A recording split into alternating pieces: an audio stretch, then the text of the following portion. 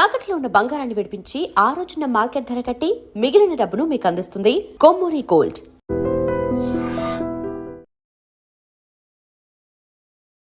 ఒక రాజకుటుంబం లాగా చేతిలో మీరు ఏం కోరుకుంటే అది చేతిలోకి వచ్చేసే అంత పెద్ద కుటుంబం. అయితే పేదవాడి గొంతుకుని వినిపించే క్యారెక్టర్లే చేశారు మీరు. ఎదగని వాడు చూస్తాడు కులం, ఎదిగిన వాడు చూస్తాడు గుణం అని చెప్పి రాశారు. ఎవరైతే కథలు కానీ ఆ క్యారెక్టర్స్ కానీ రాసి డైలాగ్ రాస్తాడో అతను ఫస్ట్ హీరో. ఒకానొక టైంలో చిరంజీవి గారి కంటే మీకు హిట్లు ఎక్కువ ఉన్నాయి. ఏ రోజైనా నేను అలా కెరీర్ ప్లాన్ చేసుకొని ఉంటే బాగుండేది అని సినిమా ఇండస్ట్రీకి నేను చేసింది కరెక్ట్ కాదు, చిరంజీవి చేసింది కరెక్ట్. సార్ ఒప్పుకోవాలా, ఎదిగేటప్పుడు ఏ వేషం వచ్చినా చెయ్యాలి. మంచి పొజిషన్లో ఉన్నప్పుడు బీజేపీలో జాయిన్ అయ్యి అవును, ఎర్లీ 90sలో నన్ను వెళ్ళొద్దన్నారు కొంతమంది. భారతీయ జంజాల పార్టీ అది ఓపెన్గా చెప్తున్నా. సెన్సార్ బోర్డులో కూడా లంచం నడుపుతారు. అసలు లంచాలు లేకపోతే సెన్సార్ బోర్డే లేదు. అవునా? సినిమా రిలీజ్కి వచ్చేటప్పటికి మంగళసూత్రం కూడా మిగలదు వాడి. చెన్నకేశవరెడ్డి షూట్లో బాలకృష్ణ గారితో మీకున్న ఏదైనా మూమెంట్స్? ఫాదర్ లేక బాలశంకర్ ఏం ఉండదు, అది కోపం వస్తుంది ఒక్కోసారి. డ్యామ్ డూమ్ అని తిడతాడు. బీజేపీ మీకు ఎంపీ టికెట్ ఇచ్చిన మాట వాస్తవం కాదా? అదే టికెట్ని మీరు కృష్ణరాజు గారికి ఇచ్చేశారు కదా. ప్రభాస్ ఫాదర్ని ఈ సందర్భంగా మెచ్చుకోవాలి. కొన్నిసార్లు ఫోన్ చేసాడు ఏంటని చూసి టైం చూసి కొట్టా. శివకృష్ణ నువ్వంటే ఏంటో ఇప్పుడు తెలిసింది, మా కుటుంబం నీకు రుణపడిపోయి ఉంది. సీనియర్ ఎన్టీఆర్ గారు రాజకీయ పార్టీ పెట్టి ఎలక్షన్లకు వెళ్లే ముందు ఇండస్ట్రీ నుంచి ఒకే ఒక వ్యక్తిని, శివకృష్ణని మాత్రమే పిలిచి మేడ్చలు ఎమ్మెల్యే సీట్ ఇచ్చి పోటీ చేయమన్నారు. రండి బ్రదర్ రండి, మీ గురించి విన్నాం అన్నాడు. గుండె అందరూ నన్ను ఉంచున్నారు. ఆ బ్రదర్ మీకు సీట్ ఇస్తున్నాము, మీలాంటి యంగ్ ఫెలోస్ డైనమిక్ మాకు కావాలని. కాళ్ళకి దండం దండం. సరే ఇప్పటికే నేను మీ వల్ల చెడిపోయాను అంటున్నారు సార్, ఇంకా ఎందుకు సార్ అన్నాను. కోపం వచ్చేసి అది తీసుకుని వెళ్ళిపో. వెళ్తాను సార్, కానీ ఒక్కడ మాత్రం జరుగుతుంది సార్, గేటు బయట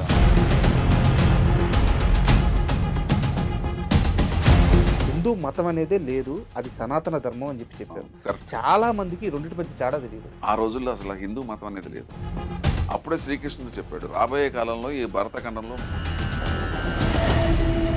నిన్నే ఎవడో పిచ్చిగా మాట్లాడాడు. ఎవరో కాదు, ఈ తోటి నట్టుడే కదా రామలక్ష్మణుల గురించి, వాళ్ళు నార్త్ నుంచి సౌత్ వచ్చిన వలస కూలీలు అని చెప్పి. ఈ దేశంలో బతుకుతూ ఇక్కడ నీళ్లు తాగుతూ ఇక్కడ సంపాదిస్తూ ఇక్కడ దేవుడిని తిట్టడం ఏంటి?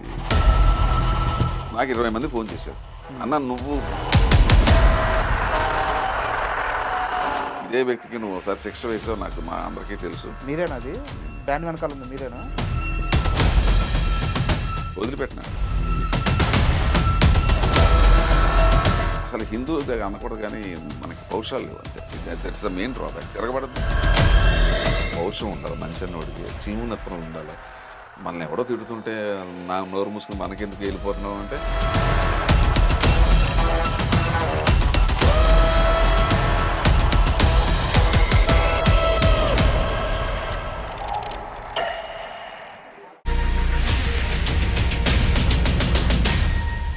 Hi, welcome to my show. Telugu cinema పరిశ్రమని ముందడుగు వేపించిన ఎంతోమంది స్టార్స్ ఇండస్ట్రీలో ఈ రోజుకి మనకి వాళ్ళంతా కూడా ఒక సాక్ష్యంగా నిలబడి ఉన్నారు. అయితే అలాంటి వారిలో నటులు, సీనియర్ నటులు శివకృష్ణ గారికి ప్రత్యేక పరిచయం అవసరం లేదు. 48 ఏళ్ల సినీ కెరీర్లో ఆయన 150కి పైగా సినిమాల్లో నటించి, అలాగే సినిమా ఇండస్ట్రీకి సంబంధించిన ఎన్నో శాఖలకి ఆయన ఒక ఆద్యుడని చెప్పుకోవచ్చు. వాటికి నడత నేర్పి ఈరోజు ఇండస్ట్రీలో చాలా విభాగాలని ఆయన సెటిల్ చేసిన వ్యక్తి. వీటన్నిటికి తోడు ఆయన ఇప్పుడు సనాతన ధర్మాన్ని తన భుజాన వేసుకొని తనకు వీలైనంతలో ప్రచారం చేస్తూ ముందడుగు వేస్తున్నారు. సో ఒక్క మనిషిలో ఇన్ని లేయర్లు ఉన్నాయి కాబట్టి ఈ ఇంటర్వ్యూ చాలా ఇంట్రెస్టింగ్గా ఉండబోతుంది. సో ఇంటర్వ్యూ స్టార్ట్ చేద్దాం. హాయ్ సార్, నమస్తే. నమస్తే అండి. సార్ ముందు అందరికన్నా ముందు ఐ ప్రేక్షకులకు నమస్తే. కాస్త ఎక్కువ చెప్పారేమో మీరు, ఇట్స్ ఆల్ రైట్. మంచి కార్యక్రమం మొదలెడుతున్నాం కాబట్టి శుభం శుభం భూయా. చెప్పండి. Thank you sir. సో ఇంటర్వ్యూకి వెళ్ళే ముందు నేను స్టార్టింగ్ చాలా పెద్ద క్వశ్చన్ ఎత్తుకున్నాను.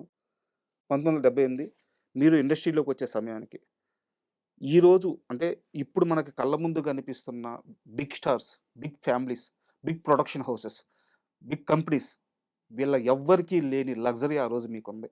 సొంత ఏదోలేండి, కంపెనీలు. అంటే చెప్పుకోకూడదు ఇవన్నీ కూడా ఇప్పుడు. బట్ తెలియాలి. అంటే గతం గత ఉమ్, నిన్నటి న్యూస్ పేపర్ ఇవాళ waste paper. Um, you got it. అట్లా ఏంటంటే ఊరికే అయి చెప్పుకోవటానికి నా అంతట నేను చెప్పుకోవటం అది ఇష్టం ఉండదు నాకు.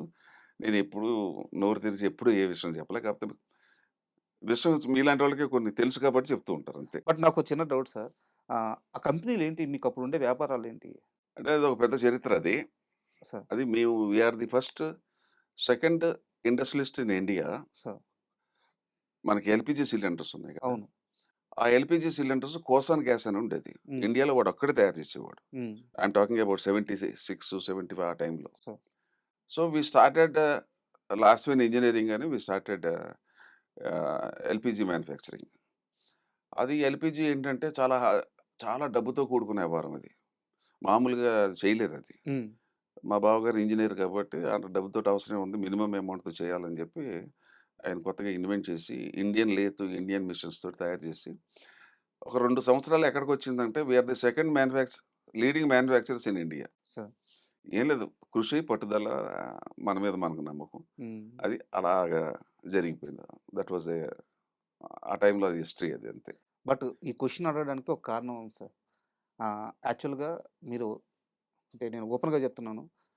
మీ తాతగారు నా మనవడు ఒక సినిమా తీశాడు అని జెప్పి ఎవరైనా బంధువులకు జెప్పుకుంటారు. స్నేహితులకు జెప్పుకుంటారు.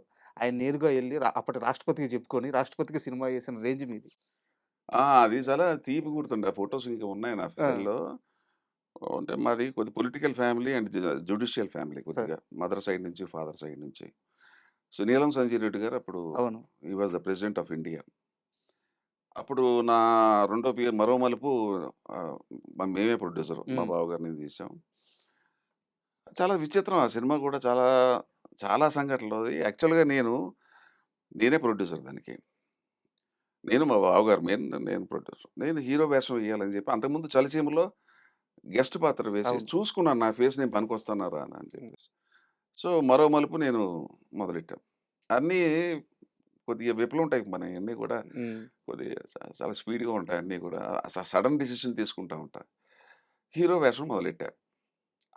ఆ హీరో మొదలెడుతుంటే 'పరుచూరి బ్రదర్స్' రైటర్స్. యాక్చువల్‌గా 'పరుచూరి వెంకటేశ్వరరావు' రైటర్. హ్మ్. 'గోపాలకృష్ణ' గారు కాదు.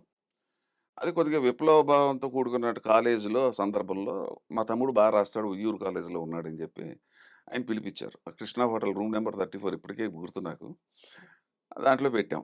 పెట్టేసి అన్ని ఏర్పాట్లు చేసి ఈవినింగ్ కల్లా వస్తామండి డైలాగులు అంటే అది నాది క్యారెక్టర్ ఏంటంటే ఈ క్యారెక్టరు 6 సీన్‌లు, 7 సీన్‌ల క్యారెక్టర్. హ్మ్. హీరో క్యారెక్టర్ వేరు అసల. అసలు హీరో క్యారెక్టర్ వేరు. అది యాక్చువల్‌గా మీరెయ్యాలి. నేను చేయాలది. హ్మ్. వస్తుంటే సాయంకాలం వచ్చేటప్పటికి గోపాలకృష్ణ గారు మంచం కింద దూరిపోయి డైలాగులు రాస్తున్నాడు. ఇదేంటి విచిత్రంగా ఉన్నాడు ఈ మనిషి. మంచం కింద దూరిపోవటం అంటే ఆయన బ్రదర్ చెప్పాడు.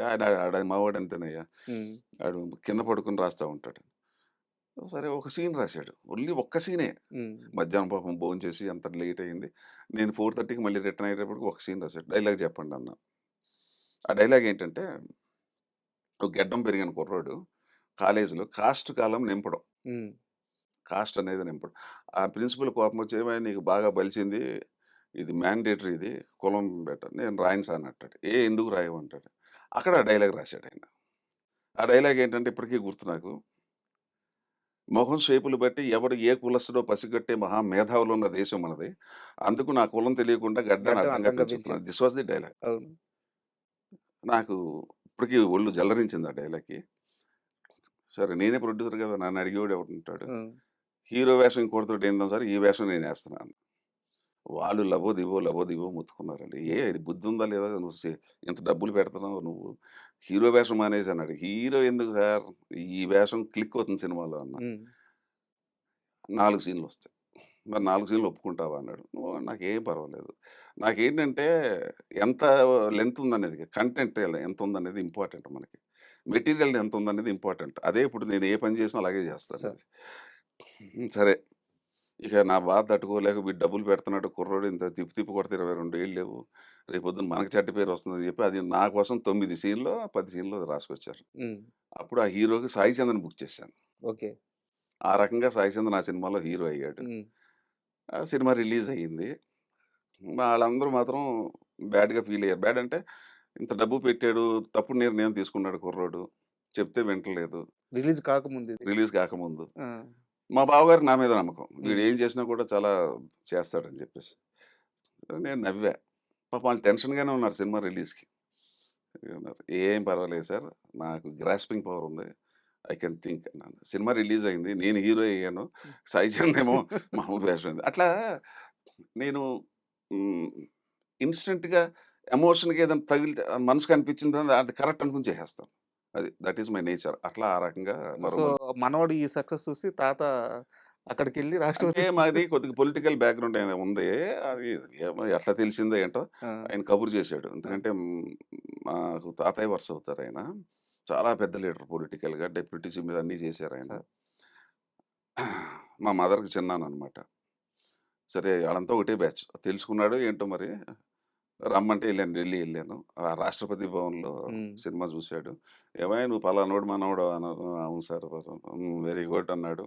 ఏదో టీ, కాఫీ ఇచ్చాడు పాపం ఆయన పెద్దాయన. హ్మ్. పైగా నమస్కారం పెట్టొచ్చేసాను. సరే, యాక్చువల్‌గా ఇందాక ఇది కంటిన్యూటీలో వచ్చేసింది కాబట్టి మళ్ళీ చెప్తున్నా. ఈ మొదటగా ఈ 2 ప్రశ్నలు అడగడానికి కారణం ఏందంటే నేను ఓపెన్‌గా చెప్తున్నా, చాలా కడుపు నిండిపోయిన జీవితం మీది. స్టార్టింగే మీరు ఇండస్ట్రీలోకి రావడమే. నేను ఫైనాన్షియల్‌గా చెప్తున్నాను. ఒక రాజకుటుంబంలాగా చేతిలో మీరు ఏం కోరుకుంటే అది చేతిలోకొచ్చేసే అంత పెద్ద కుటుంబం. అయితే మీ సినిమా ప్రయాణం మొత్తం చూసుకుంటే పేదవాడి గొంతుకుని వినిపించే క్యారెక్టర్‌లే చేశారు మీరు. అంటే ఇది ఎక్కడి నుంచి వచ్చిందంటే I'm grateful to my grand father. మా ఫాదరు. మా father.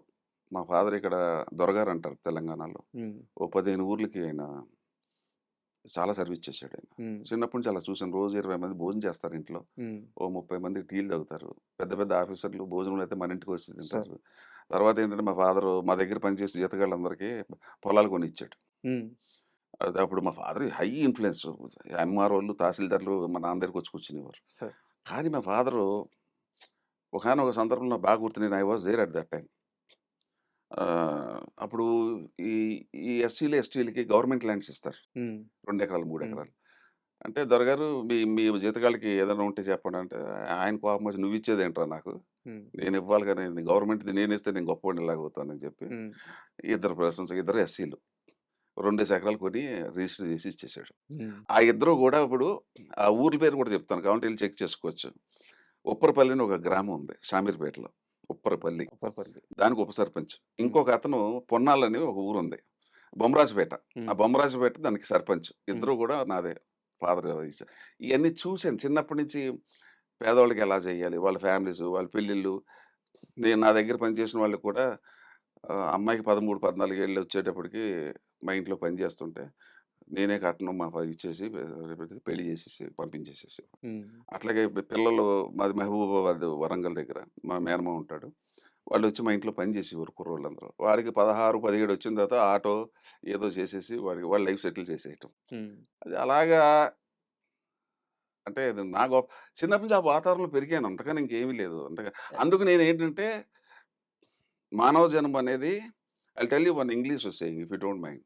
Sir. When you are born nobody can question it. Life అంటే లైఫ్. తర్వాత when there is death nobody can answer it. ఎందుకు చనిపోయాడని ఎవడు ఆన్సర్ చేయలేడు. ఎందుకు పుట్టామని ఎవడో క్వెషన్ చేయలేదు. అందుకే ఏమన్నారంటే పెద్దలు enjoy the question till you get the answer. You got the point. Life అనేది ఏంటి? ఆ లైఫ్ ఎంజాయ్ చేయాలా. తర్వాత ఇంకోటేంటంటే ఈ దేశంలో పుట్టి, ఈ పుణ్యభూమిలో పుట్టి, ఈ కర్మభూమిలో పుట్టి, ఈ వేద భూమిలో మన పెద్దలందరూ ఋషులు మనకేం నేర్పించారు? నువ్వు తినేటప్పుడు నీ కడుపు నిండినప్పుడు పక్కోడికి కూడా పెట్టమన్నారు. హ్మ్. లేనివాడు. తర్వాతేంటంటే కులాలు ఇప్పుడు ఈ రోజున మార్కెట్‌లో ఎక్కడ చూతే కులం ఈ కులాలు ఎంత పెరిగిపోయిందంటే ఈ భారతదేశం ఇలా వెనకబడిపోవటానికి 1000 పాళ్ళు కారణం ఈ కులాలు. నా కులమోడా కాదా? హ్మ్. అంటే మన తీర్పు చెప్పేటప్పుడు కులాన్ని బట్టి ఉంటుందనమాట. ఇవన్నీ నేను ఐ హేట్ దట్. అందుకే నా పేరు కూడా మార్చేశా. హ్మ్. పేరు కూడా మార్చేసి మరో మలుపు ఏదో లైఫ్‌లో కూడా అదే చేశాను. పేరు కూడా మార్చి పడదిబ్బా. యాక్చువల్‌గా శివరామరాజు గదా! ఏంటి ఎనకాల తోక పెట్టుకొని ఓ హ్మ్. పెద్ద ఇది what is the fun in that? There is no meaning in that. Hmm. You try to help the poor people. That is my concept. అందుకే ఏం చేశా ఉండకూడదు. అందుకు ఈ నేను 5, 6 నా లైబ్రరీ ఉంటుంది. ఓ 5, 6 అవర్స్ నేను బయటికి రాను. ఇంటర్వ్యూలు కూడా ఎక్కువ ఇవ్వను. Very sir. లిమిటెడ్‌గా ఇస్తా. ఇప్పుడు మీకివ్వటానికి కారణం ఏంటంటే పాపం ఎప్పటి నుంచో అడుగుతున్నాడు ఈయన. హ్మ్. అందరికి ఇచ్చాను ఈయనకి ఇవ్వలేదని చెప్పి వచ్చాను నేను. ఏంటంటే నేను బుక్స్ చదువుతుంటాను. 5, 6 వేదాల వీటిల గురించి పెద్దవాళ్ళు ఏం చెప్పారు, రామాయణంలో ఏం చెప్పారు, మహాభారతంలో నా డైరీ పుస్తకాలుంటాయి నా దగ్గర. ఒక 10, 15 పుస్తకాలు. నేను అవన్నీ మెటీరియల్ రాసుకుంటా. చదవటం కాదు, హ్మ్. రాసుకుంటాను. హ్మ్. మళ్ళీ మరణం చేసుకుంటాను అప్పుడప్పుడు. ఏంటి ఇది ఇదంతా ఏంటంటే, ఈ దేశంలో పుట్టి సపోజ్ నాకు కడుపు నిండింది. 4 ఇడ్లీలు. నాకు 2 ఇడ్లీలు చాలు. ఆ 2 ఇడ్లీలు అలా పారదెబ్బుతాం. వాట్ హ్మ్. Is that fun? అదే రోడ్డు మీదకెళ్ళి ఆ 2 ఇడ్లీలు లేని ముసలమ్మో ఎవరికో పెట్టాను. ఆ కడుపు నిండుతుంది కదా! సో అది మనం చేయట్లేదు. అహం. డబ్బున్నోళ్ళనో లేకపోతే ఇంకోటనో ఇంకోటో. ఇది మెయిన్ కాన్సెప్ట్ ఏంటంటే హ్యూమన్ బీయింగ్‌గా మనం నేర్చుకోవాల్సిందేంటంటే సనాతన ధర్మం మన పెద్దలు ఏదైతే చెప్పారో అది నువ్వు తిను. పక్కోడికి కూడా పెట్టు. సో ఇంకోటి మనం అది ఏమంటారంటే అందరికీ మేలు చేయంటారు. నా నా కాన్సెప్ట్ ఏంటంటే అసలు నేనంటాను ఎవరికీ మేలు చేయకు. ఒకడికి అన్యాయం చేయకుండా ఉంటే మేలు చేసినట్టు లెక్క. దట్ ఈస్ మై కరెక్ట్ ఈ కాన్సెప్ట్. రోజుల్లో అంతే. ఎవడు అన్యాయం చేయకపోతే మేలు చేసినట్టే కదా! అంతే. అందుకే ఈ కులాల మీద నాకు కోపమొచ్చి పేపర్ చదువుతుంటే ఎమోషన్ అయ్యాను. ఇక్కడే బేగంపేటలో రాశాను. 93లో రాశాను ఇది కవిత. సో ఎదగని వాడు చూస్తాడు కులం, ఎదిగిన వాడు చూస్తాడు గుణం అని చెప్పి రాశాను. అబ్బా! ఎదగని వాడు ఏముంది మెంటల్‌గా మెచ్యూర్ మెచ్యూరిటీ లేనప్పుడు అవును. నా కులమని, నా కులమని ఎగబడి బాగుతుంటాడు. ఎదిగినవాడు ఏం చేస్తాడు? గుణం చూసుకుంటాడు. ఇప్పుడు నా దగ్గర 40 ఏళ్ల నుంచి ఇద్దరు మేకప్ మెన్‌లున్నారు. 40 ఇయర్స్ నుంచి. 40 సంవత్సరాల నుంచి. ఒక అతను మెడ్రాసు 20 ఇయర్స్, ఇప్పుడు ఇక్కడ 20 ఇయర్స్. దైవ సాక్షిగా ఆళ్ళిద్దరి కులాలు ఈ రోజుకి, ఈ క్షణం వరకు నాకు తెలీదు. అబ్బా! నాకు అనవసరం అది. వాడు మంచోడా కాదా? బాగా పని చేస్తున్నాడా లేదా? సిన్సియరా కాదా? అంతవరకే నాకు. నాకు మీకు అతనికి సంబంధం అంతవరకే. అబ్బా! That's all.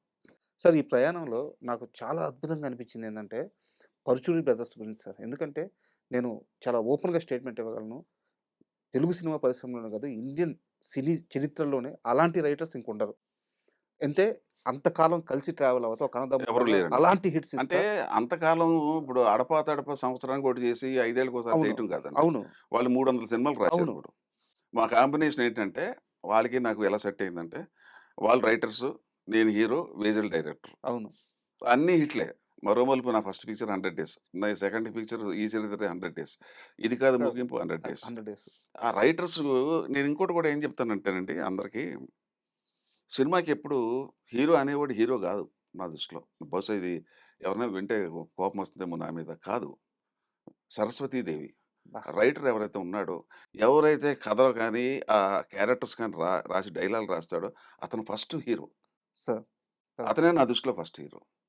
Writer is the first hero అండి. రైటర్ అండి. అసలు రైటర్ గొప్పగా లేకపోతే సినిమా ఎక్కడి నుంచి వస్తదండి? అవును. మన ఇష్టం వచ్చినట్టు సినిమా తీస్తే ఎవడు చూడడు కదా! ఇప్పుడు మీరు 'పరిచయం' గురించి చెప్పారు. ఎటువంటి డైలాగులు రాశారు? అవును. ఈ రోజు నేను బట్ట కట్టానంటే ఇంకా ఇప్పటికన్నానంటే ఆళ్ళ డైలాగులే కదా! ఇదే క్వెషను నా దగ్గర ఇంకో విధంగా ఉంది. మీరు 'పరుచూరి బ్రదర్స్‌ని' ఇండస్ట్రీకి పరిచయం చేశారు. అవును. అది ఒ కరెక్టే.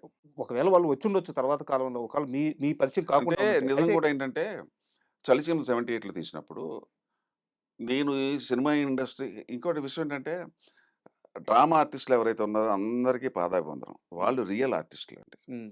ఆ రోజుల్లో నాగేశ్వరరావు గాని, రామారావు గాని, గుమ్మడి గారు గాని, రావు గోపాలరావు ఈళ్ళంతా అంతకన్నా ముందు జనరేషన్ కూడా అందరూ డ్రామాస్ నుంచి వచ్చారండి వాళ్ళు. Hmm. They are well versed. వాళ్ళకి తిరుగులేదు వాళ్ళకి. సినిమా అనేది వెంట్రుక వాళ్ళకి. హ్మ్. నేను ఆ చివరి దాంట్లో ఎళ్ళాను. ఈ రామారావు, నాగేశ్వరరావు ఆ చివరి దశలో నేను ఎంటర్ అయ్యాను. ఆ రోజుల్లో మొ నటనంటే ఏమి తెలీదు. ఏబీసీడీ తెలీదు. స్టేజ్ ఎటు పక్క నుంచి ఎక్కాలో తెలియని ఫస్ట్ వ్యక్తి నేనే. హ్మ్. అసలు యాక్టింగ్ అనేది ఏంటో కూడా నాకు తెలీదు. కాకపోతే నాతో ఉన్న కొలీగ్స్ రాజేంద్ర ప్రసాద్ గాని, చిరంజీవి గారు కానీ, ఏదో ఫిల్మ్ ఇన్‌స్టిట్యూట్‌లో ట్రైనింగ్ అయ్యారు. నాకు దైవ సాక్షిగా ట్రైనింగ్ లేదు. అస్స అసలు అసలు ఏమీ తెలీదు నాకు. హ్మ్. నేను ఎలా ఆర్టిస్ట్ అయిపోయానో, ఎలా హీరో అయిపోయానో నాకే తెలీదు. ఇప్పటికి అది నాకు చాలా విచిత్రం అనిపిస్తది. అయితే 'పరుచూరి బ్రదర్స్' పరుచూరిది 78 ఉంటే సినిమా తీస్తున్నారు. ఎంతవుతుంది సినిమా అంటే చలసీమలో 2,00,000 బడ్జెట్. హ్మ్. నాకు తెలీదు కదా! యాక్టింగ్ తెలీదు, డ్రామాలు తెలీదు. మా పక్కన ఒక కంపెనీలో ఇంకొకాయన ఉన్నాడు రాజు. ఏంటయ్యా అన్నాడు. నాకు సినిమాల్లో చెయ్యాలని ఉంది గురువుగారు. మా వోళ్ళేమో ఒప్పుకోవట్లే. ఈళ్ళేమో కంపెనీలో పని చేయమంటున్నారు. ఈ అందరూ ఇదే కంపెనీలో ఏం చేస్తామండి? నాకేమో బయటికెళ్ళాలని. అయితే ఒక పని చేయండి చెప్పి వేజల్ అని ఒకడు ఉంటాడు ఖైరతాబాద్‌లో. పరుచూరి వెంకటేశ్వర ఉంటాడు. అదంతా డ్రామా బేస్. అక్కడ తీసుకెళ్ళి పరిచయం చేశారు. హ్మ్. అక్కడ 1 ఇయర్ రోజు సాయంకాలం నేను అల్వాల్ నుంచి వచ్చేవాడిని. నేను పెరిగిందంతా అల్వాల్ కంటోన్మెంట్ ఏరియా. సార్. రోజు స్కూటర్ ఏసుకొచ్చి ఆ వేజల దగ్గర కూర్చుంటే ఆళ్ళు డ్రామాల గురించి మాట్లాడుకుంటుండేవారు. అదేదో అదని, కన్యాశుల్కం అని ఏదో నాకేం అర్థమయ్యేది కాదు. మనకి అట్లా అసలు ఏం తెలుసు మనకి డ్రామాల గురించి. హ్మ్. 1 ఇయర్ అబ్జర్వ్ చేశా. సరిగ్గా ఈ టైంలో నా అదృష్టం బాగుండి వెంకటార్య అని చెప్పేసి తార్నాకలో పెట్రోల్ బంక్ ఉంది. ఆళ్ళు వీళ్ళందరూ కలిసి ఓ సినిమా ప్లాన్ చేశారు. 2,00,000 ఎలా చేద్దాం అంటే మనిషికి 10,000 యేసుకుందాం. హ్మ్. అయితే 20,000 యేసుకుందాం. ఓ 10 మంది కలిసి సినిమా తీద్దాం అన్నారు. నేను చూసి చిరాకొచ్చి 2,00,000కి 20 మంది ఏంటి సార్ నవ్వుతాడు ఎవడన్నా. హ్మ్. 10 మంది నాన్‌సెన్స్. 2,00,000 నేను పెడతా. సినిమా తీద్దాం నేను వచ్చిందందుకన్నా. వాళ్ళు భయపడిపోయి ఓరి మీ నాన్న గన్నేసుకొస్తాడయ్యా లేనిపోని తలకాయ సార్ నొప్పి. 78, 79 టైంలో రూ. 2,00,000 అంటే ఎంత సార్ ఇప్పుడు ఏమో ఆ టైంలో మనకు పెద్ద ప్రాబ్లమ్ లేదు. 2,00,000 నేను 2,00,000 నేనే పెడతానన్నా. ఆ! 24 అవర్స్‌లో పెడతా అన్నాను. ఆ! అంటే వాళ్ళు భయపడిపోయారు. వద్దొద్దు కానీ ఒక మంచి సలహా ఇచ్చారు. ఏంటంటే నీకు అనుభవం రావాలా. హ్మ్. ఎంత డబ్బున్నా అసలు అవసరం ఉండదు. అనుభవం రావాలా. నువ్వు ఒక పార్ట్నర్‌గా ఉండు అన్నాడు. నాకేమో అయిష్టంగానే జాయిన్ అయ్యాను. హ్మ్. ఆ 20 రోజులు షూటింగు చూసాను. అసలు షూటింగ్ అంటే ఏంటి? ఏంటి చూసా. నేను అసలు నాకు ఆర్టిస్ట్ అవ్వాలని కూడా అంత లేదు. ప్రొడక్షన్ మీద ఎక్కువ ఇంట్రెస్ట్ నాకు. సరే అవుదామని చెప్పేసి చేశా. సరే నేను ఒక వేషం ఏస్తా. ఆ సినిమాలో అందరూ పంచులు, గోసులే. నేనొక్కడినే ప్యాంటు, షర్ట్ యేసుకుంటాను. తహసీల్దార్ వేషం తహసీల్దార్ చేశారు. వేషం. అవును. అది యేసాను. అది క్లిక్ అయింది. యాక్టింగ్ రాదు. పాపం 'దేవదాస్ కనకాల' ఏం కష్టపడ్డాడో నాకు చెప్పటానికి. అది క్లిక్ అయింది. నేను కూడా పనికొస్తానే ఆర్టిస్ట్‌గా అందరూ బావుందంటున్నారు హ్మ్. కదా! ఇదేదో ఈ లైన్ బావుంది మనకి అన్నాను. అప్పుడు మా ఇంట్లో గొడవ అయిపోయింది. ఈడు సినిమా ఇండస్ట్రీకెళ్తున్నాడు. ఇంతమంది వ్యాపారం వదిలిపెట్టుకొని అక్కడికి మన ఇంట వంట లేదు. మనం చాలా నామోషి ఏదో చెప్పుకొచ్చారు. ఇంక లాభం లేదని చెప్పేసి ఎక్స్‌పీరియన్స్ కోసం 'నిజం' అనే ఓ సినిమా 'దేవదాస్ కనకాల' హ్మ్. ఆహ్, నారాయణరావుని, రాజేంద్ర ప్రసాద్ వీళ్ళందరూ అవును. యాక్ట్ చేశారు. దానికి నేనే ఫైనాన్స్ కావాలని పెట్టా. ఆ రోజులో 50,000 పెట్టా. హ్మ్. ఆగిపోయింది ఆ సినిమా. కానీ షరత్ ఏంటంటే నా ఇంట్లో షూటింగ్ చేయాలి. నేను రోజు షూటింగ్ చూడాలి. హ్మ్. అంటే నాకు తెలవాలి. మెలుకువలు తెలవాలి నాకు. అట్లా కంప్లీట్ చేసి సినిమా రిలీజ్ చేశాను. అదొక అనుభవం వచ్చింది. ఇక అప్పుడు అబ్బా! ఇప్పటికే ఎక్కువైపోయింది 2 సంవత్సరాలు వేస్ట్ అయిపోయిందని చెప్పి అప్పుడు మరో మలుపు స్టార్ట్ చేశా. మరో మలుపుకి ఏమైపోయిందంటే పరుచూరి వెంకటేశ్వరరావు గారు స్టేట్ గవర్నమెంట్ ఆఫీస్‌లో పనిచేసేవారు. ఓకే. ఏజీ ఆఫీస్‌లో. ఓకే. ఆయన రైటరు. అప్పుడు ఎంత రైటర్‌గా ఆయనకి 1,500 ఇచ్చాం. హ్మ్. ఆయన ఫస్ట్ పిక్చర్. ఆయన లైఫ్‌లో ఆయన remuneration 1,500 first remuneration. First remuneration. Okay. అంటే నేను ఫిక్స్ చేయలేదు. వాళ్ళు ఫిక్స్ చేసుకున్నారు. 1,500 1800 ఇచ్చారు. ఓకే. సో, ఆ రకంగా పరిచయం నాకు ఆయన. హ్మ్. దాంట్లో నేను వన్ ఆఫ్ ది ప్రొడ్యూసర్స్ దాంట్లో. అయితే ఇందాక వారి ప్రస్తావన ఎందుకు తీసుకొచ్చానంటే, ఒక ఎన్టీఆర్‌కి గాని, ఒక కృష్ణ గారికి గాని, ఒక లేదండి. శోభన్ బాబుకి గాని 'నభూతో నా ఆ! భవిష్యత్తి' అక్కడి నుంచి కట్ చేస్తే సార్, ఒక చిరంజీవి గారికి గాని, ఒక బాలకృష్ణ గారికి గాని, ఎవరైతే ఆయా తరాల్లో టాప్ మోస్ట్ హీరోలని మనం చెప్పుకుంటున్నామో, లేదా ఆరాధిస్తూ వస్తున్నామో, వాళ్ళందరికీ బిగ్గెస్ట్ హిట్స్ ఇచ్చిన చేతులవి. ఫస్ట్ వాళ్ళకసలు నాతోటే స్టార్ట్ అయింది. మీతో స్టార్ట్ అయిందది. సో, అలాంటి వాళ్ళ జర్నీ చూస్తున్నప్పుడు, వీళ్ళ తొలి రోజుల్లో నేను ఉన్నాను గదా! అన్నప్పుడు ఎప్పుడన్నా ఆ ఆనందం వాళ్ళతో ఎప్పుడన్నా షేర్ చేసుకున్నారా? ఎట్లా? మీ మొదటి రోజులు మాట్లాడుకుంటూ అదేం ఉండదండి. ఉండదు. అది ఎప్పుడు మాట్లాడనసలు. హ్మ్. అండ్ ఇంకోటి మనం ఏదో చేశాను కూడా ఉండదు నాకు. ఎప్పుడు ఆ ప్రస్తావన కూడా తీసుకురానసలు. హ్మ్. అది వాళ్ళకుండాలది. అదే వాళ్ళు వాళ్ళకుంటుంది గ్యారంటీగా అనుమానం లేదు. నేనెప్పుడు అది ఎంతసేపు ఏంటంటే నెక్స్ట్ ఏంటి అలా అని చెప్పేసి ఏ రోజుని కూడా నాకింత క్లోజ్ అయినా కూడా హ్మ్. నా హీరో సినిమాలు అయిపోయింది. నేను బయట సినిమాలు చేసిన తర్వాత ఒక్క రోజున కూడా వాళ్ళు రాసిన స్క్రిప్ట్‌లో నేను లేను. హ్మ్. ఏదో 2 సినిమాలు 'పోరాటం' ఒకటి, 'పల్నాటి సింహం' ఒకటి 2 సినిమాలు, 'సంఘర్షణ' ఒకటి 3 అట్లా 3, 4 సినిమాలు చేశాను కానీ ఆ రాసిన 300 సినిమాల్లో నేను అలా ఎక్కడా లేను. నేను ఎళ్లి అడగటాలు అయి ఉండవండి నా దగ్గర. Sir I don't. సార్ ఒక సీరియస్ క్వెషన్ ఉంది సినిమాకి సంబంధించి. మీరు ఓపెన్‌గా సమాధానం చెప్పాలి. 1978లో మీరు ఇండస్ట్రీలోకెళ్తే, 1979లో ఒక కుర్రాడు కూడా ఇండస్ట్రీలోకొచ్చారు. చిరంజీవి గారు. చిరంజీవి గారు. కాదు. ఆయన పునాది రాళ్ళు. పునాది అంటే నాది 78 జూలైలో రిలీజ్ అయింది హ్మ్. 'చలిసీమలో'. హ్మ్. ఆయనది 'పునాది రాళ్ళలో' అది ఎప్పుడంటే 78 ఆగస్ట్‌లో రిలీజ్ అయింది. హ్మ్. సేమ్ ఆగస్టే. సేమ్. కాకపోతే 4 మంత్స్ తేడా. మీతో పాటు ఆయన కూడా ఇండస్ట్రీలోకొచ్చారు. అయితే మీకు వరుస హిట్‌లొచ్చినాయి. వరుసగా 3, 4 సినిమాలు 100 అవును. రోజులు ఆడినాయి. అవును. చిరంజీవి గారు ఆ టైంకి ఆయన స్ట్రగుల్స్ ఫేస్ చేస్తూ ఆయన ఎదిగే ప్రాసెస్‌లో ఉన్నారు. కట్ చేస్తే మీరేమో ఒక టైప్ సినిమాలకి మీరు పరిమితం అయ్యి ఆ సినిమాలు చేసుకుంటూ ఎళ్లారు. ఆయన కమర్షియల్ స్టార్‌గా ఆయన కెరీర్ బిల్డ్ చేసుకుంటూ ఎళ్లారు. ఏ రోజైనా అంటే ఒకానొక టైంలో చిరంజీవి గారి కంటే మీకు హిట్‌లు ఎక్కువున్నాయి. అంటే ఇది చాలామంది ఒప్పుకోకపోవచ్చు. But fact. ఏ రోజైనా నేను అలా కెరీర్ ప్లాన్ చేసుకొనుంటే బాగుండేది అని ఎప్పుడన్నా ఇది అనుకున్నారా? వెరీ గుడ్ క్వెషన్ అండి. Chiranjeevi is a great person. Sir. చాలామందికి తెలియదు. అంత స్వయం కృషి మనిషిని నేను ఎక్కడ చూడలేదు, లైఫ్లో చూడలేదు. హిందీలో కానీ తమిళ్లో కానీ అంత కష్టపడి పైకి వచ్చిన వ్యక్తి చిరంజీవి నెంబర్ 1. సార్.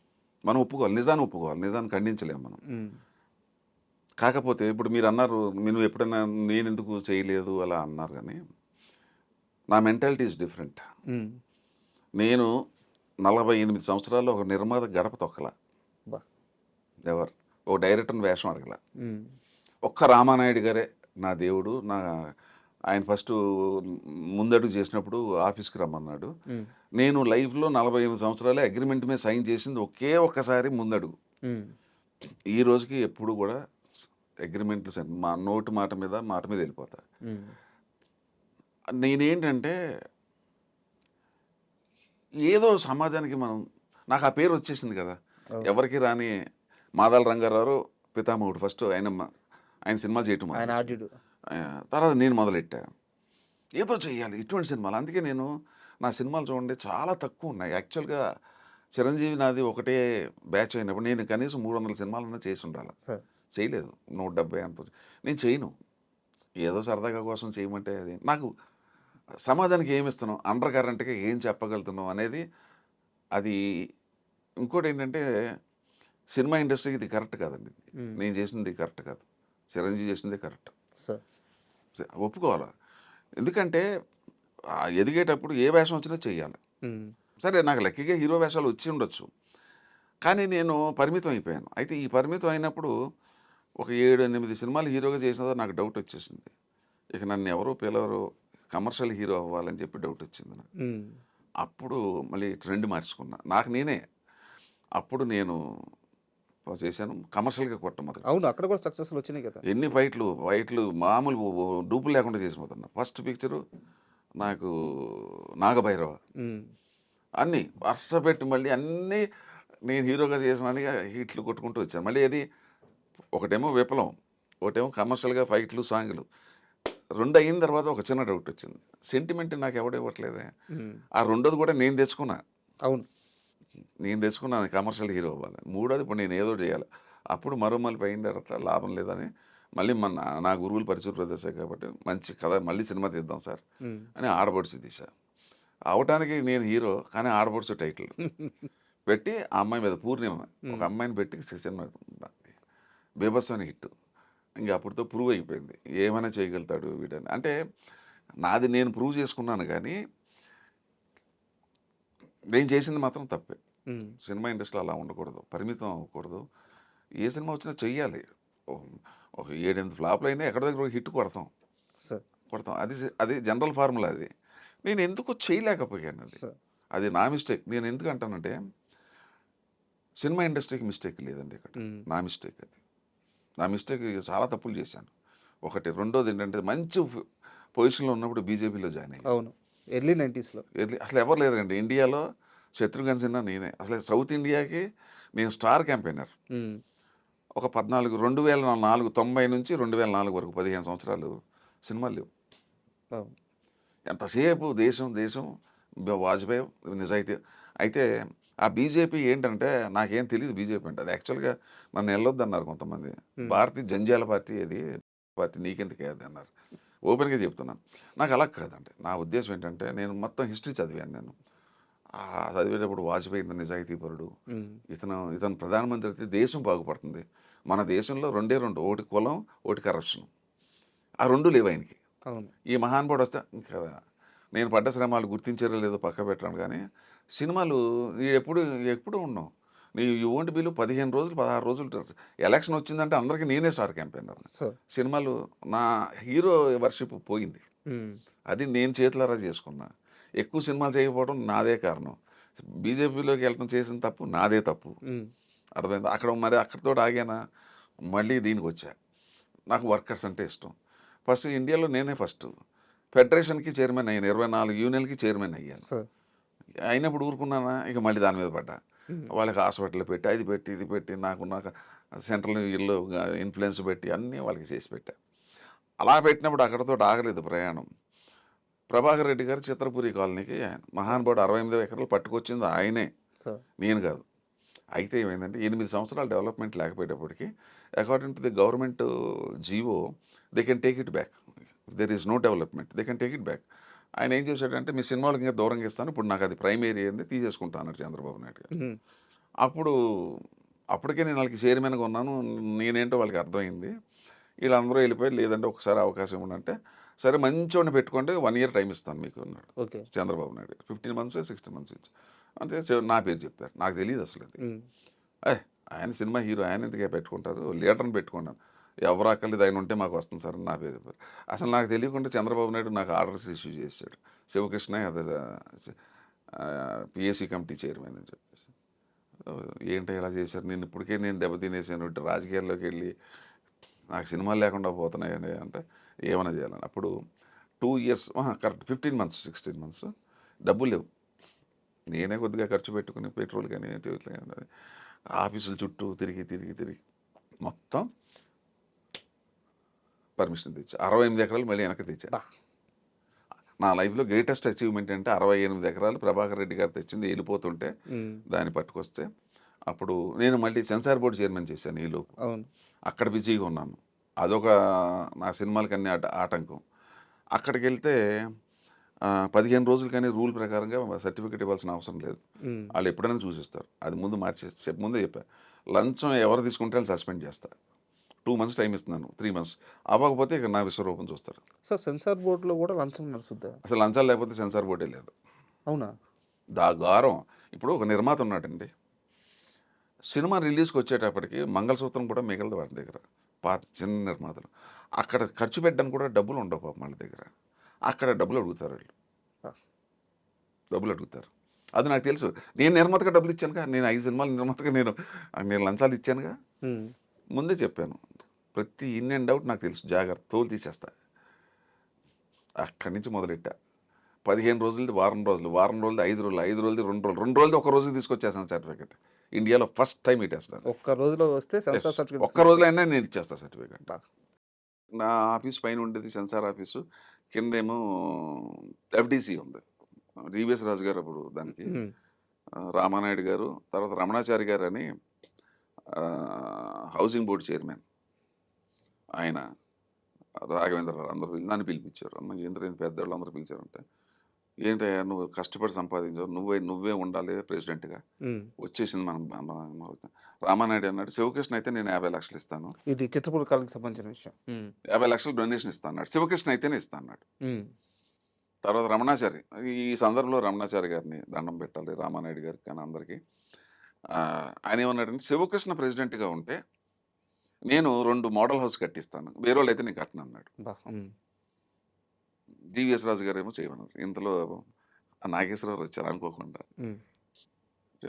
ఏంటి శివకృష్ణ ఇంత పని చేశాను, నువ్వు అందరూ నీ పేరు చెప్తున్నారు, నువ్వు నిజాయితీ ఇంత బాగా చేసి ఎవడో సాధించలేని సినిమా ఇండస్ట్రీలో నువ్వు సాధించావు, వర్కర్ల కోసం చేసావు, ఉండొచ్చు కదా అన్నాడు.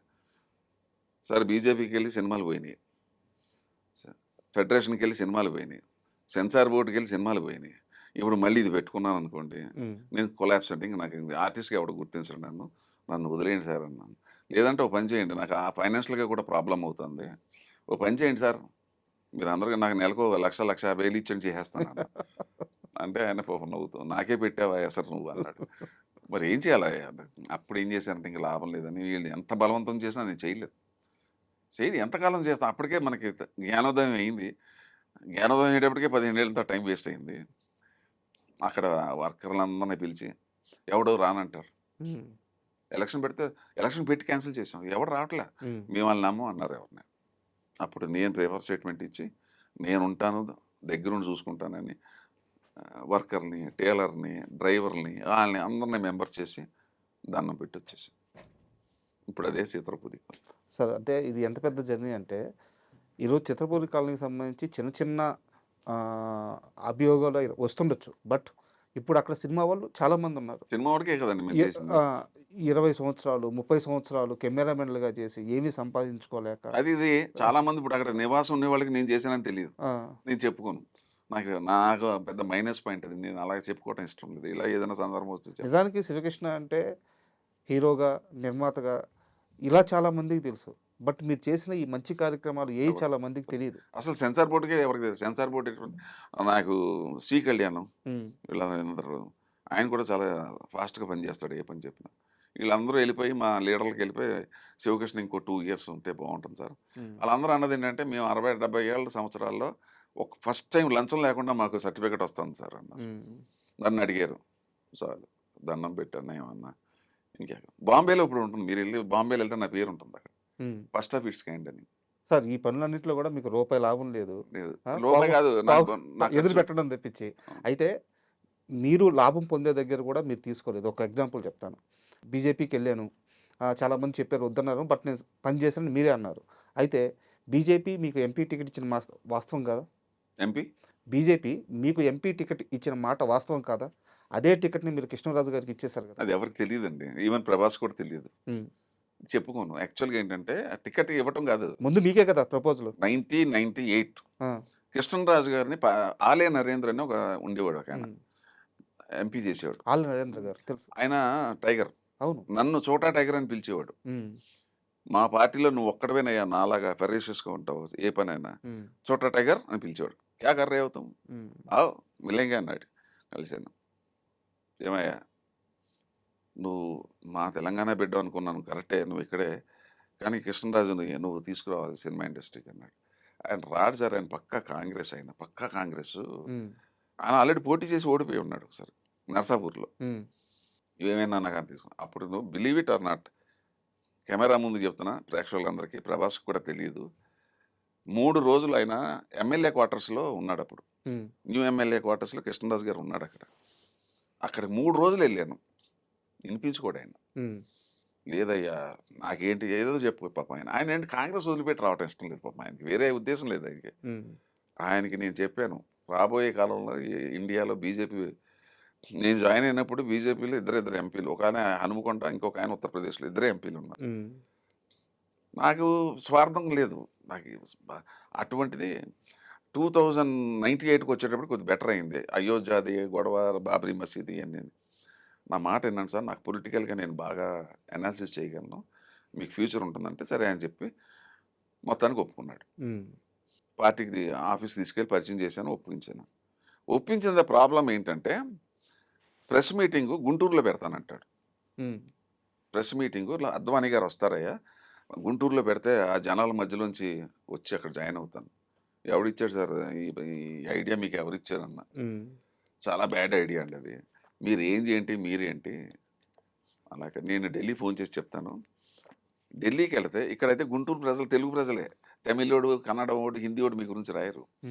ఢిల్లీలో అనుకోండి మొత్తం నేషనల్ పేపర్స్ అన్నీ కవర్ అవుతాయి. అమ్మ బాగుంది అమ్మ చేయగలుగుతావా అన్నాడు. ఆ నరేంద్రకి చెప్పి ఈ సంగతి చూసుకో అన్నా. ఢిల్లీలో ఇక ఆ పేపర్లో వచ్చినప్పుడు ఎన్ని పేపర్లు, కొన్ని 100 పేపర్లో ఆయన బీజేపీలో జాయిన్ అయినట్టు వస్తే ప్రభాస్ ఫాదర్ని ఈ సందర్భంగా మెచ్చుకోవాలి. నేను ఇక్కడ క్యాంపెయిన్లో ఉన్నాను. అప్పుడు ల్యాండ్ లైన్ 97, 90 మనకి సెల్ ఫోన్ రాలా. మా ఇంటికి పోతే మా ఆవిడ రాగానే 11 గంటలకు వచ్చా. అయ్యి బాబా సూర్యనారాయణ రాజు గారు 11 సార్లు ఫోన్ చేశాడు ఇప్పటికి. మన 11 సార్లు ఫోన్ చేశాడు ఏంటని చూసి టైం చూసి కొట్టా. ఆయన మెలుగు ఉన్నాడు. ఆయన శివకృష్ణ నువ్వంటే ఏంటో ఇప్పుడు తెలిసింది, మా కుటుంబం నీకు రుణపడిపోయి ఉందయ్యా, ఇంతకు మించి నేను చెప్పలేను అన్నాడు. ఈ మాట మాత్రం మహానుభావుడు చచ్చిపోయి అక్కడ ఉంది. ఈ మాట ఆయన నోటంటే అన్నాడు. నువ్వు ఇచ్చిన ఐడియా గొప్ప కాదు, అసలు ఢిల్లీలో తీసుకెళ్ళి మాకు నీ రుణం ఉంచుకోలేము, నీ రుణం తీసుకోలేమయ్యా అన్నాడు. ఇది అయిపోయిన తర్వాత ఎంపీ సీటు ఇక నన్నేమో పార్టీ వాళ్ళు చెప్పింది, ఇన్నేళ్ళ నుంచి ఉన్నావు నువ్వే సీనియర్, ఎక్కడ దగ్గర నుంచి పోటీ చేయి, మీ ఫాదర్ అటు నర్సాపూర్ అంట కదా, అటు సైడ్ అంట కదా, మీకు మంచి వెయిట్ ఉందంట కదా, అక్కడ ఉంది, ఇక్కడ తెలంగాణలో కూడా మేడ్చల్లు అంటే సరే చేద్దాం అనేటప్పటికి కృష్ణరాజు గారు మరి నేను ఎక్కడి నుంచి పోటీ చేయాలన్నాడు. నేను అక్కడ పోటీ చేసి ఓడిపోయిన అక్కడి నుంచే చేస్తానన్నాడు.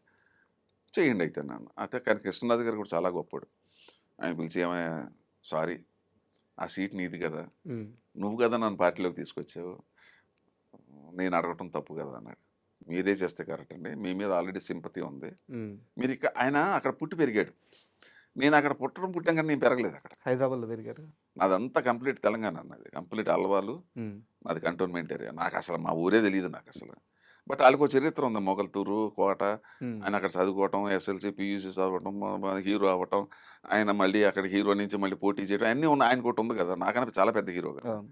మీరే చేయండి సార్. నేను అక్కడ అనాలిసిస్ చూసాను తప్ప నేను ఆయన నిలబెట్టా. ఆయన లేకపోతే నేను పోటీ చేయాలి. మీరన్నది కరెక్టే. హ్మ్. ఇయన్నీ మీరు చాలా చాలా డీటెయిల్‌గా ఎంక్వైరీ చేశారు. నన్ను ఇంతవరకు ఎవరు అడగలేదు ఇయన్నీని. ఇంకో ప్రశ్న కూడా ఉంది ఆగండి అడుగుతాను. అయితే ఎంపీ విషయంలో అది జరిగింది. బట్ ఇంకో విషయం కూడా ఉంది. హ్మ్. సీనియర్ ఎన్టీఆర్ గారు రాజకీయ పార్టీ పెట్టి ఎలక్షన్‌లకెళ్ళే ముందు ఇండస్ట్రీ నుంచి పిలిచి ఒకే ఒక వ్యక్తిని శివకృష్ణని మాత్రమే పిలిచి కరెక్ట్. మేడ్చల్ ఎమ్మెల్యే సీట్ ఇచ్చి పోటీ చేయమన్నారు. మీరు ఇవన్నీ చెప్పకూడదు. ఏంటంటే సెల్ఫ్ డబ్బా కొట్టినట్టుంటాయి. బట్ నేనే చెప్తున్నాను కదా! ఇది రిటర్న్ కదా హిస్టరీలో. అంటే 83లో మరో మలుపు ఈ చరిత్ర సరే ఇది కథ ముగింపు అయిన తర్వాత ముందడుగు అయిన తర్వాత నాకు బాపయ్య గారు డైరెక్టర్, హ్మ్. దేవి వరప్రసాద్ ప్రొడ్యూసర్, నా దేశం. హ్మ్. వాళ్ళు లావారీస్ అని హిందీ సినిమాది. దాన్ని రీమేక్ చేస్తున్నారు. పరశురాళ్ళు దానికి రైటర్స్. హ్మ్. మా గురువు లేదానికి రైటర్స్. ఏం చేశారంటే దాంట్లో సురేష్ ఓబెరాయ్ చేశాడు ఆ వేషం. సో ఒక ఫెరోషియస్ కావాలి యంగ్. ఆడ కొద్దిగా వయసే యంగ్ కావాలి. ఎవరు ఎవరు ఎవరు అంటే లేరు. ఇండస్ట్రీలో ఎవరు లేరు. హ్మ్. ఆ యంగ్ హీరో ఇమేజ్ ఉండి ఆ రెబల్ క్యారెక్టర్ అప్పుడు మాదాల రంగారావు ఇంచుమించుగా రిటైర్మెంట్. సో ఇక నేను తప్ప ఎవరు లేరు. హ్మ్. ఎలా అడగాలి? ఎలా చేయాలి? దేవి వరప్రసాద్ ఏమో అడగలేము అతను. హ్మ్. ఎందుకంటే ఆయనకి రెబల్ ముందు ఆయనే కదా! సో మేమంతా తర్వాత వచ్చాం. అవునవును. అది ఏం జరిగిందో అది కూడా తెలీదు నాకు. ఎలాగా పరిశురాలు తల పట్టుకున్నాడు ఆయన దేవి వరప్రసాద్. టైం లేదు. హ్మ్. 15 రోజులు ఇచ్చాడు ఎన్టీ రామారావు. హ్మ్. టైం దగ్గర పడిపోతుంది. రామారావు కాల్ షీట్లు పాటు చేసుకోలేరు కదా! ఆయన సో ఆఖరి సినిమా. ఇక లాస్ట్‌లో ఏంటంటే పరిచూరోళ్ళు చిన్న హింట్ ఇచ్చారు. మా వోడిని అడగండి అన్నారు. నేను అడగను. అప్పటికే 3 హీరో హిట్లు కొట్టి అవును. 4 హిట్లు కొట్టాడు హీరోగా. ఎలాగ అడుగుతానయ్యా గోపాలకృష్ణ అన్నాడు. ఆళ్ళు నా వీక్‌నెస్ చెప్పేసారు అతనికి. హ్మ్. పిచ్చోడాడు రామారావు అంటే పడి చచ్చిపోతాడు. బోలెడంత ఫ్యాక్టరీలు ఉన్నాయి. అన్నీ వదిలిపెట్టేసి రామారావు సినిమాలు చూసి యాక్టర్ అవుదామని చెప్పి ఇక్కడ సినిమా ఇండస్ట్రీకి వచ్చాడు. ఆ మొదటి సినిమా నుంచి మేము ప్రయాణం చేస్తున్నాం. అతని మెంటాలిటీ మాకు తెలుసు. హ్మ్. అతను రామారావు అంటే ఎగిరి పడతాడు. 100% ఒప్పుకుంటాడు. కానీ మేము చెప్పినట్టు చెప్పొద్దన్నారు. హ్మ్. హ్మ్. దేవి వరప్రసాద్ అడిగాడు. మనకి లైఫ్‌లో అదొకటే బ్యాలెన్స్ కదా! హ్మ్. సినిమా ఇండస్ట్రీకి వచ్చి ఆ గురువుగారితో నటించకపోతే ఇంక లైఫ్ వేస్ట్ అయిపోతుంది. చేస్తానన్నాను. అంటే ఆడికి పిచ్చెక్కిపోయింది దేవి వరప్రసాద్. హ్మ్. బాబు ఎంత కావాలి 1,00,000 ఎంత కావాలి ఎంత ఇమ్మంటావు అన్నాడు. డబ్బు తర్వాత చూద్దామండి. మీరు షూటింగ్‌కెళ్ళిపోండి అన్నాను. హ్మ్. రెండోది మళ్ళీ ఫంక్ అయిపోయాడు ఆయన. డబ్బు రూ. 1,00,000 ఏం మాటలా? ఏం సార్ రూ. 1,00,000 ఆ రోజుల్లో. తర్వాత చూద్దామండి. సరే ఎంతో కొంత ఇద్దురు గానిలెండి తర్వాత చూద్దాం అన్నా. హ్మ్. అదే 1,00,000 అనుకుంటాను 75,000 1,05,000 చెప్పాడు. చాలా పెద్ద ఆఫర్ ఆ! చేశాడు. అయిపోయిన తర్వాత హైదరాబాద్‌లో నీకు స్టార్ హోటల్‌లో పెడతాను బాబు. ఎవరికీ ఇవ్వను. నీకుని హీరోయిన్‌కి ఇస్తానన్నాడు. హ్మ్. నాకు వద్దంటే నా ఇల్లు ఉంది. కారు పెడతానన్నాను. నాకు 4 కార్లున్నాయి. నాకు నా ఇల్లు. ఆ ఉన్న 4 రోజులు మా అమ్మ, నాన్న దగ్గర మా బంధువు ఉంటాను సార్. అంటే కారు తీసుకో, డబ్బులు తీసుకో, హోటల్ వద్దన్నావు. సరే నీ ఇష్టం అన్నాడు. ఆ సినిమా చేసేటప్పుడు తను ఎన్టీఆర్ తోటి చండశాసనుడో ఏదో సినిమా సంథింగ్ ఏదో షూటింగ్ జరుగుతుంది అయింది. ఏదో ఏదో మేకప్‌లో ఉన్నాడు. ఎన్టీఆర్ రామకృష్ణ సినీ స్టూడియోస్‌కి తీసుకెళ్లారు పరిచయం చేయటం కోసం. సార్. రేపు షూటింగ్ అని. ఎళ్ళేటప్పటికి నా గురువుని, నా దైవాన్ని అలా చూశాను. కళ్ళలో నీళ్లొచ్చినాయి. లైఫ్‌లో ఆహ్! ఇంకా ఫ్యాన్ ఎందుకని బాయ్ మూమెంట్. తట్టుకోలేక. రామారావుని నా చిన్నప్పుడు మా అల్వార్‌లో 'సత్య టాకీస్' అని ఉంది. ఓపెనింగ్‌కొచ్చాడు. నేను పిల్లోడినప్పుడు. అప్పుడు చూసానప్పుడు. హ్మ్. ఎప్పుడో చిన్నప్పుడు చూశాను. ఇప్పుడేమో అప్పుడు పెద్ద అయిన తర్వాత చూశాను. అప్పుడు గుంపులో ఒకరు. గుంపులో గోవిందా అప్పుడు. అప్పుడు చూసిన తర్వాత గురువుగారిని చూసి నోటి మాట రాలేదు నాకు. హుహు. దండం పెట్టాను. ఆయన అలా ఊగుతూ, "రండి బ్రదర్ రండి మీ గురించి విన్నాం" అన్నాడు. గుండె ఆగిపోయింది. నా గురించి వినటం ఏంటి? ఏమైనా చెడున్నాడా? మంచిగున్నాడా? లేనిపోని తలకాయ నొప్పి అనుకున్నాను. ఏదో ఆ రోజున అయిపోయింది. సెకండ్ ఇప్పుడు హైటెక్ సిటీ ఉంది కదా! మాదాపూర్. హ్మ్. అది యాక్చువల్‌గా పొలాలు అవన్నీ. హ్మ్. పొలాలు. ఆ పొలమే ఇదంతా. అక్కడ షూటింగ్. ఆయన షూటింగ్‌కొచ్చాడు. మాదాపూర్ అని ఒక గ్రామంలో. మాదాపూర్ అనే గ్రామం. వస్తే అందరూ ఎళ్లి కాళ్ళ మీద పడిపో చలపతిరావు కాళ్ళ మీద పడు. చలపతిరావు, గిరిబాబు అప్పుడే పరిచయం నాకు. హ్మ్. ఎవరు పరిచయం లేదు. ఫస్ట్ టైమ్ నేను పరిచయం అప్పటికి చలపతిరావు పరిచయం. గిరిబాబు కూడా అప్పుడు ముందడుగు పరిచయం అనుకుంటా. అంటే నేను అలా పడినాను. ఆయన వచ్చిన వెంటనే ఆయన చెయ్యి తీసుకొని ఇక్కడ ముద్దు పెట్టా. హ్మ్. ఆయన జీవితంలో ఎవడో ఇంతవరకు అలా ముద్దు పెట్టినోడు లేడు.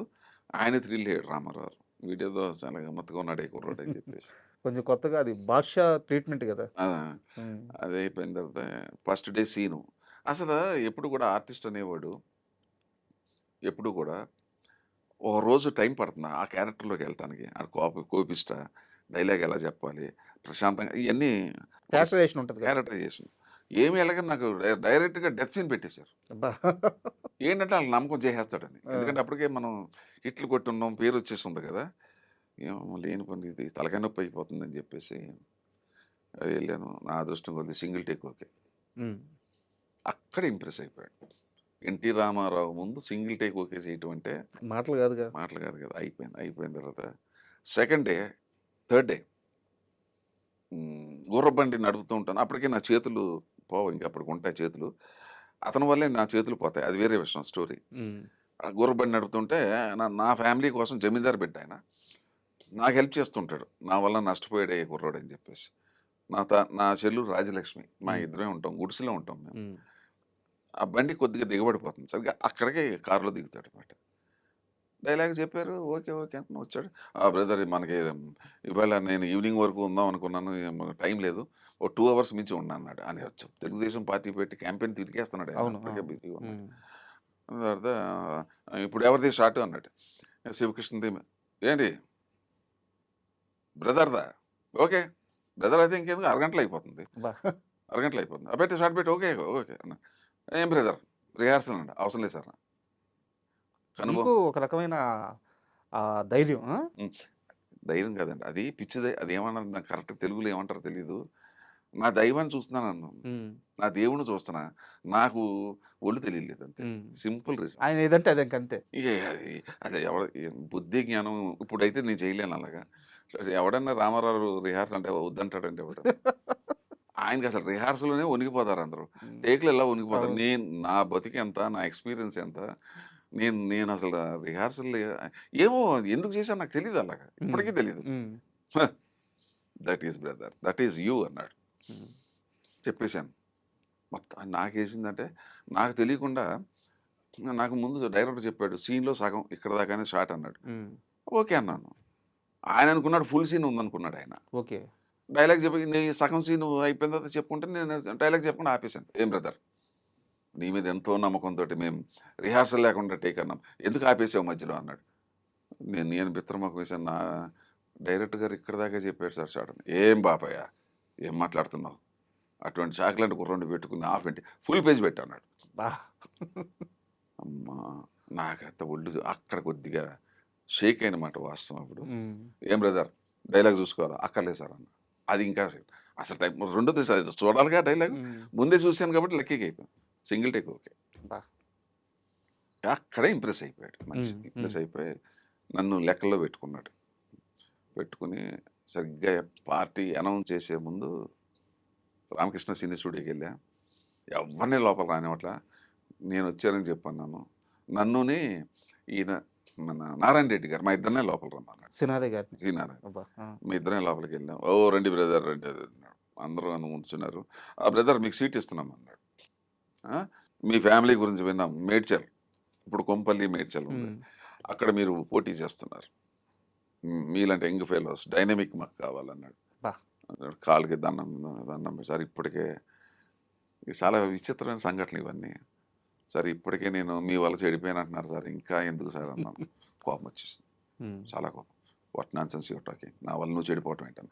సార్ క్షమించండి సార్ మీరు తప్పుగా అర్థం చేసుకున్నారు. నేను వెనకాల కొద్దో గొప్పో ఉన్నోడిని సార్. అన్నీ వదిలిపెట్టి పిచ్చనా కొడుకు రామారావు ఫ్యాన్ అయిపోయి సినిమాలో వెళ్ళిపోయాడు. ఇయన్నీ వదిలిపెట్టి అంటున్నారండి అన్న. ఓహ్! అట్లానా అని చెప్పేసి అప్పటికి ఆయనకి ఆనందం వేసి అప్పుడు లేదు సార్ ఇంకో 100 సినిమాలు అయిన తర్వాత వస్తాను సార్. ఇట్స్ ఆల్ రైట్ అన్నాడు. ఇంకో ఇన్సిడెంట్ జరిగింది ఆయనకి. తెలుగుదేశం పార్టీ పెట్టినప్పుడు నేను ఈ షూటింగ్ అయిపోయిన తర్వాత ఎలక్షన్‌కి బిఫోరు నేను రామారావు ఇంటికెళ్ళాను హ్యాబిట్స్‌లో. హ్మ్. తెల్లవారుజామున 4 గంటలకెళ్ళాను. నేను మా కజిన్ ఒకడిని తీసుకొని హ్మ్. వెళ్ళాను. ఎళ్ళగానే మనకి ఫస్ట్ ఇచ్చేసాడు. చెక్ పట్టుకొని వెళ్ళా. ₹5000 సార్. 5000 10,000 ఏం గుర్తులేదు. 5000 చెక్ ఉంది ఇప్పటికి అనుకుంటా. "ఏమది?" అన్నాడు. చిన్న ఉడత నేనొచ్చాను మీకోసమే సార్ సినిమా ఇండస్ట్రీ నాదన్నీ వదిలిపెట్టుకొని సినిమా ఆర్టిస్ట్ అవుదామని వచ్చాను సార్. హ్మ్. నాకు కూడా తెలుగుదేశంలో నేనేదో ఉడతా భక్తిగా కాంట్రిబ్యూషన్. అనుకున్నాను. నీకు పైచ్యం ఎక్కిందా లేదా పిచ్చి ఎక్కిందా అన్నాడు. మేము ఎవరి దగ్గర రూపాయి సినిమా వాళ్ళనే మేము రానేబల దగ్గరికి, నీ దగ్గర ఎట్లా తీసుకుంటాం అనుకున్నా. పా. అది తీసుకుని వెళ్ళిపో అన్నాడు. అలా మొఖం పెట్టి చూసుకున్నాను. ఏం ఇంకా వెళ్ళటం లేదన్నాడు. ఆయన కోపం వచ్చింది. వెళ్తాను సార్, కానీ ఒక్కడ మాత్రం జరుగుతుంది సార్, గేటు బయట ఆత్మహత్య చేసుకుంటాను. మీరు క్యాంపెయిన్ కూడా తిరగలేరు మీరు, నన్ను కాదంటే ఏమనుకుంటున్నారు మీరు, నా లైఫ్ అంతా త్యాగం చేసి వచ్చాను మీకోసం ఇక్కడికి, మీ భక్తుడు వా నీ ప్రేమను తట్టుకోలేకపోతున్నాం. సరే పట్టుకెళ్ళి room number 33 Ramakrishna signature Upendra అని ఒక అతను ఉంటాడు, అక్కడ పట్టుకెళ్ళి అన్నారు. ఆ ఉపేంద్ర ఏంటి, ఆయన రైల్వేలో డిపార్ట్మెంట్లో పనిచేసి ఈయన దగ్గర ఉన్నాడు. ఆయన మినిస్టర్ కాదు, ఎమ్మెల్యే కాదు, ఏం కాదు. అక్కడ వెళ్ళి ఆ రామకృష్ణ సీనియర్ స్టూడియోలో రూమ్ నెంబర్ 32 33 పట్టుకెళ్ళి ఆ 5000 రూపీస్ ఇస్తే మేము తీసుకోం అన్నాడు. సార్ రామారావు గారు పంపించారు, ఉండు అయితే అని చెప్పి ఎవరితో మాట్లాడేటో తెలియదు మనకి, తీసుకోమని చెప్పారు. అట్లా నాది ఫస్ట్ డొనేషన్ నాదే. డబ్బుల దగ్గర ఆయన అంత నిక్కచ్చిగా అంత నిజాయితీగా ఉంటారు. ఎక్కడ రూపాయి తీసుకోలేదు. ఇవన్నీ బయట ప్రపంచానికి తెలియవండి, ఆయన గురించి ఏదో అనుకుంటారు. ఇవన్నీ నిజం, నాతో జరిగిన సంఘటనలు మీకు చెప్తున్నాను. Super sir. అయితే అదే నాకు మీ జీవితం అంతా కూడా మీ ఇష్టం ఒకటి ఉంటుంది, మీ ప్రయాణం ఒకటి ఉంటుంది, మీరు చేసే పని ఒకటి ఉంటుంది. ఇదే సందర్భంలో డిఫరెంట్ దీని కంటిన్యూటీ క్వశ్చనే ఒకటి ఉంది. రామారావు గారు అంటే అంత ఇష్టం, దేవుళ్ళలా చూస్తారు. అయితే మీరు ఎక్కువ సినిమాలు చేసింది కృష్ణ గారితో. కృష్ణ గారు మహానుభావుడు. నాకు 8 సినిమాలు చేశాను, అన్ని అద్భుతమైన పాత్రలు, మంచి అటువంటి కాంబినేషన్. హీరో మళ్ళీ రాడండి ఇంకా. అంత ఓపెన్ హార్టెడ్, అంత కల్మషం లేని వ్యక్తి, రాజకీయాలు లేని వ్యక్తి, ఈ చాడీలు చప్పు ఇవి ఏం పట్టించుకోవడానికి అసలు నేను అటువంటి హీరో నేను చూడలేదు ఇంతవరకు. కనవాళ్ళు చెడ్డోళ్ళు అని కాదు, అక్కడ కృష్ణరాజు గారు సరదాగా ఉంటాడు, సోనబాబు సరదాగా, ఈయన అలా కాదు. ఈయన బాలశంకరుడు, రామారావు నెక్స్ట్ బాలశంకరుడు ఈయనే. ఆయన సరదాగా జోకులు వేసేసి ఒకసారి ఇబ్బంది పెడుతుంటాడు కృష్ణ గారు. తాతినేని రామారావు గారు డైరెక్టరు, ఒక రెడ్డి గారు ప్రొడ్యూసరు, అగ్ని కెరటాలు అని సినిమా చేస్తాను. ఆయనతో ఎప్పుడు చేసిన బ్రదర్ వేషమే నేను, ప్లస్ ఆయనకి ఆపోజిట్, మళ్ళీ ఇలా కొట్టుకోవటం, మళ్ళీ లాస్ట్లో ఒకటి ఇలాగే చేశానండి. ఏదన్నా ఉన్నాడు శివకృష్ణ పెట్టుకోండి, కొద్దిగా నాకు శ్రమ తగ్గుతుంది, ఫైట్లు చేస్తాడని ఎవరు అలా ఎవడన్నా ఏ హీరో అని చెప్తాడు, అలాగా ఎవరు ఏ హీరో చెప్పడు కదా, అన్నీ నాకే కావాలనుకో. ఆయన ఆ టైప్, శివకృష్ణ పెట్టుకోండి. ఆయన అడగడు, మళ్ళీ రికమెండ్ చేయడు. ఎవరన్నా వచ్చేసరి ఈ వేషానికి మీకు ఈక్వల్గా శివకృష్ణ పెట్టండి, మనోడే పెట్టండి, అయితే నాకు కొద్ది శ్రమ తగ్గుద్ది అట్లా. ఆయన తెలుసా మీరు ఎన్టీఆర్ ఫ్యాన్ అని? తెలుసు, అందరికీ తెలుసు. ఏమో తెలిసేమో మరి, ఎప్పుడు అడిగేవారు కాదు? ఎవరు ఎంతవరకు నన్ను అడగల, అదే ఏ ఆర్టిస్ట్ అడగలేదు, నేను చెప్పుకోవడం తప్ప ఎవరు అడగలేదు. చెట్టిఆర్ బిల్డింగ్లో ఏబిఎంలో చేస్తున్నాం. ఒంటికి ఆయన 12:45 వెళ్ళిపోతాడు. ఆయన వెళ్ళిపోయి మళ్ళీ 3ంటికి వస్తాడు. నాదేంటంటే నేను 1 o'clock ఇది లంచ్ చేసేసి నేను వెయిట్ చేయనండి. అసిస్టెంట్ డైరెక్టర్ వచ్చి రెడీ అని అడిగితే నాకు కోపం వస్తుంది. నన్ను ఎవడు వచ్చి రెడీ అని అడగకూడదు. ఐఎమ్ రెడీ, ఎవరు రెడీ అలాగా ఉండాలి. చాలామంది ఏంటంటే భోజనం చేసిన తర్వాత ఒక అరగంట చేసి అప్పుడు మేకప్ నేను అలా చేయను. చెయ్యి కడిగిన వెంటనే మేకప్ చేసేసుకుంటా, చేసేసుకుని కుర్చీలో అలా పడుకుంటా. ఎప్పుడు పిలిస్తే అప్పుడు వెళ్ళిపోతాను అనమాట. అంటే టైం వేస్ట్ కాకుండా ఉంటుంది, మనం ఒకళ్ళ దగ్గర మాట పడక్కర్లేదు అనే టైపు. కరెక్ట్గా 2 అయింది. అసిస్టెంట్ డైరెక్టర్ వచ్చి సార్ రెడీ అవ్వండి సార్ అన్నాడు. అన్నాను. కృష్ణ గారు వచ్చారు. ఎవరుగా కృష్ణ గారు రావడం అంటే ఆయన పోతకు 3ంటికి అని రాడు. నేను రెడీగానే ఉన్నాయి, మేకప్ చేసుకుని టెస్టప్ చేసుకుని. అలాగా సార్ అయితే ఓకే అని వెళ్ళిపోయాడు. 4:30 ఎంతో అయింది, ఏదో సీన్ జరుగుతుంది శారద గారికి నాకు ఎంత జరుగుతుంటే, తాతనేని రామారావు మాట ఇలా రా అన్న. డైరెక్టర్ని పిలిచాడు, ఏదో విషయం చెప్తున్నాడు. శివకృష్ణ బలివాడయ్యా అన్నాడు. ఏమంటున్నాడు నా గురించి, నా ఒక్కరితో అయితేనే సుఖం అంట, ఏ హీరోలతో సుఖం లేదంట అన్నాడు. జోకిది కొంప అంటిపోదండి అలాగా. సార్ నేను అనలేదు సార్ అలాగా, నేను అన్నది ఏంటంటే అసిస్టెంట్ డైరెక్టర్ దగ్గర ఆయన పావుతక్కువ 3 దాకా రాడు, ఎందుకు తొందర పెడుతున్నావు, నేను 2:40కి అక్కడ పక్కనే కదా సేమ్ బిల్డింగ్లో మేకప్ రూమ్లో ఉన్నాను, నేను రావడం ఎంతసేపు అని అన్నాను. అన్నమాట ఇది, అదే ఇంక చెప్పాను. మీతో యాక్ట్ చేసినప్పుడు ఈ సుఖం ఉంటుంది సార్, ఈ సుఖం ఉంటుంది సార్. మధ్యాహ్నం ఒక స్లీప్ కానీ రెస్ట్ ఒక 40 minutes అది ఆయన ఎలా కన్వర్ట్ చేసాడంటే, ఇలాగా కన్వర్ట్ చేసి ఇలా చెప్పాడు తాతినేని రామారావు. ఇండస్ట్రీ టాక్ బయటకు వెళ్ళిపోతే సార్ నా కొంపలు అంటుకుంటాయంటే హీ అంటే పక్క నవ్వుతున్నాడు ఆయన. అదొకటి అయిపోయింది, సరదాగా ఉండేది ఆయనతో. అబ్బా వెరీ గుడ్, మర్చిపోలేనండి. ఆయన మాత్రం మహానుభావుడు. తర్వాత నేను చేసిందే ఉన్నాయండి. ఆయన సినిమాలకి తిరిగి డబ్బులు పెట్టేవాడు, ఆయన హీరో సినిమా లాక్కుండా ఏ నిర్మాతను కష్టపెట్టేవాడు కదా, డబ్బులు ఇవ్వకపోతే ఇట్స్ ఆల్ రైట్ అనేవాడు. నేను చేశాను చాలా సినిమాలకు మీరు అలాగా. చేశారు. అవును. డబ్బులు ఇచ్చినా ఇవ్వకపోయిన పని చేశాను. బట్ తిరిగి డబ్బులు పెట్టాడు ఆయన. ఉమ్. చాలా సినిమాలు ఆయన విశ్వాసం, ఆయన మొదట్లో ఆయనకి హెల్ప్ చేసిన అందరికీ కూడా ఆయన సంతకాలు పెట్టేవాడు రిలీజ్‌కి, నేను ఇస్తాను డబ్బు అని నాది చెప్పేసి. హాబీ. మా ఏం మనిషి సార్ ఆయన. అసలు ఆయన లేడండి. ఇంకో హీరో లేడండి. ఇంకో సినిమా ఇండస్ట్రీ. ఎవరేమనుకున్నా ఇది నిజం. సార్ ఒక చిన్న డౌట్. ప్రభాస్ గారు లాంచింగ్ టైము ఈశ్వర్ మూవీ యాక్చువల్గా ఆయన ఫాదర్గా చేయాలనుకుంటే కృష్ణరాజు గారే చేయొచ్చు, కొడుకు లాంచింగ్ కాబట్టి. బట్ ఏరి కోరి శ్రీకృష్ణ అనే ఆ క్యారెక్టర్ కావాలని చెప్పి తీసుకొచ్చుకొని పెట్టుకున్నారంట. కాదండి. ఇది నా friend Ashok Kumar producer. Producer. అతను నాకన్నా చిన్నోడన్నా, నాకు చాలా చాలా ఇష్టడు. సార్. నాలాగే కొద్దిగా ఓపెన్గా ఉంటాడు అతను. అతను ఎంత గొప్పోడంటే, అతను తీసిన సినిమా అన్నిట్లో నేను ఉన్నాను. ఫస్ట్ ధ్రువ నక్షత్రం, తర్వాత ఇంకోటి ఏదో సినిమా, ధ్రువ నక్షత్రం తర్వాత రక్తతిలకం అనుకుంటా. రక్తతిలకం తర్వాత ఇంకో ఒక్క సినిమా ఒకటే, ఈవి సత్యనారాయణ చెవులో పువ్వు ఏదో పెట్టి తీసాను, అది తప్ప అన్ని సినిమాలు నేను ఉన్నాను. మంచి స్నేహితుడు నాకు, చాలా వెరీ నైస్ మ్యాన్. అంటే రామానాయుడు గారికి మేనల్డ్ వర్క్స్ అవుతాడు. అవును. ఆ మేనల్డ్ అని చెప్పి అదేం ఉండదు. Is a very very nice person. తర్వాత ఏంటంటే మహాదైవ భక్తుడు, సనాతన ధర్మం అంటే పడి చచ్చిపోతాడు. ఎవరికి తెలియదు అశోక్ కుమార్ గురించి. చాలా ఇది ఈశ్వరికి మళ్ళీ నేనే మా శివకృష్ణ పెట్టుకున్నాను. అలా వచ్చింది నాకు. ఓకే. అతను ఆ వేషం రావడానికి నాకు నా మిత్రుడు, నా శ్రేయోభిలాషి అశోక్ కుమార్. సార్, ఆ రోజు 2001, 2002 టైంలో మీరు చూసిన ప్రభాస్ వేరు, ఇప్పుడు మనందరం చూస్తున్న ప్రభాస్ వేరు. బాగా ఎదిగాడు కదా సార్. బాగా ఎదిగాడు. ఎంత ఎదిగినా కూడా ఎదిగినోడు ఎంత ఎదిగే కొలిది ఒదిగి ఉండాలంటారు కదా, అది నేను విన్నాను. చాలా ఒదిగి ఉంటాడని, చాలా మర్యాదగా ఉంటాడు. అది మాత్రం అందరూ చెప్తున్నారు, ఒకళ్ళు కాదు కదా, అందరూ చెప్తున్నారు. ఆ రోజు సెట్లో ఎలా ఉండేవారు సార్? ఆ రోజున ఎలా ఉన్నాడు, ఈ రోజున అలాగే ఉన్నాడు. ఎందుకంటే నేను ఒక 15 ఏళ్ళ తర్వాత మొన్న ఎక్కడో ఏదో కలిశాను, గగవా పరిగెత్తుకుంటూ వచ్చాడు. మీరే అని చెప్పి గవబా బ్యాన్ నుంచి దిగాడు. ఏంటి ఇలాగ వచ్చారేంటి అన్నాడు. లేదు నన్ను ఏదో పని మీద వచ్చాను, నువ్వు వచ్చావు అని చెప్పి నేను ఇలా కనపడేది అన్న. లేదు, అది మాత్రం అది అందరూ నేను చెప్పేది కాదు కదా, అతను భోజనాల దగ్గర కానీ, అతని దగ్గర కానీ, ట్రీట్మెంట్ కానీ, ఆ మర్యాద కానీ, అదే అదే కృష్ణరాజు గారి కన్నా ఇంకా ఎక్కువ అని చెప్తారు అందరూ. అదేనండి, ఒక మనిషి ఎప్పుడు గొప్పవాడవుతాడంటే ఇదే మంచితనం అంటే. ఎందుకు ప్రభాస్ గురించి ఇంతమంది మాట్లాడుతున్నారు? There should be a reason in it. అంటే తెలుగులో సామెత ఉండే, ఎదిగే కొలిది ఒదిగి ఉండాలని. దాని రిప్లికా ఇస్ ప్రభాస్, నేను విన్నది. అండ్ సార్, అదే ఇప్పుడు మనం ఇప్పుడు దాకా మాట్లాడుకున్న ఎంతసేపు కూడా మీరు నా దేశం అంటున్నారు, నా ధర్మం అంటున్నారు, ఏమన్నా చేయడం నా బాధ్యత అంటున్నారు, పేదవాళ్ళు అంటున్నారు. అసలు ఈ దేశం కోసం కానీ, పక్కన ఉండే మనుషుల కోసం కానీ ఏమన్నా చేయాలి, ఈ మైండ్ సెట్ ఎలా అలవాటైంది? చెప్పాను కదా, it's only because my father, మా తండ్రి వల్ల.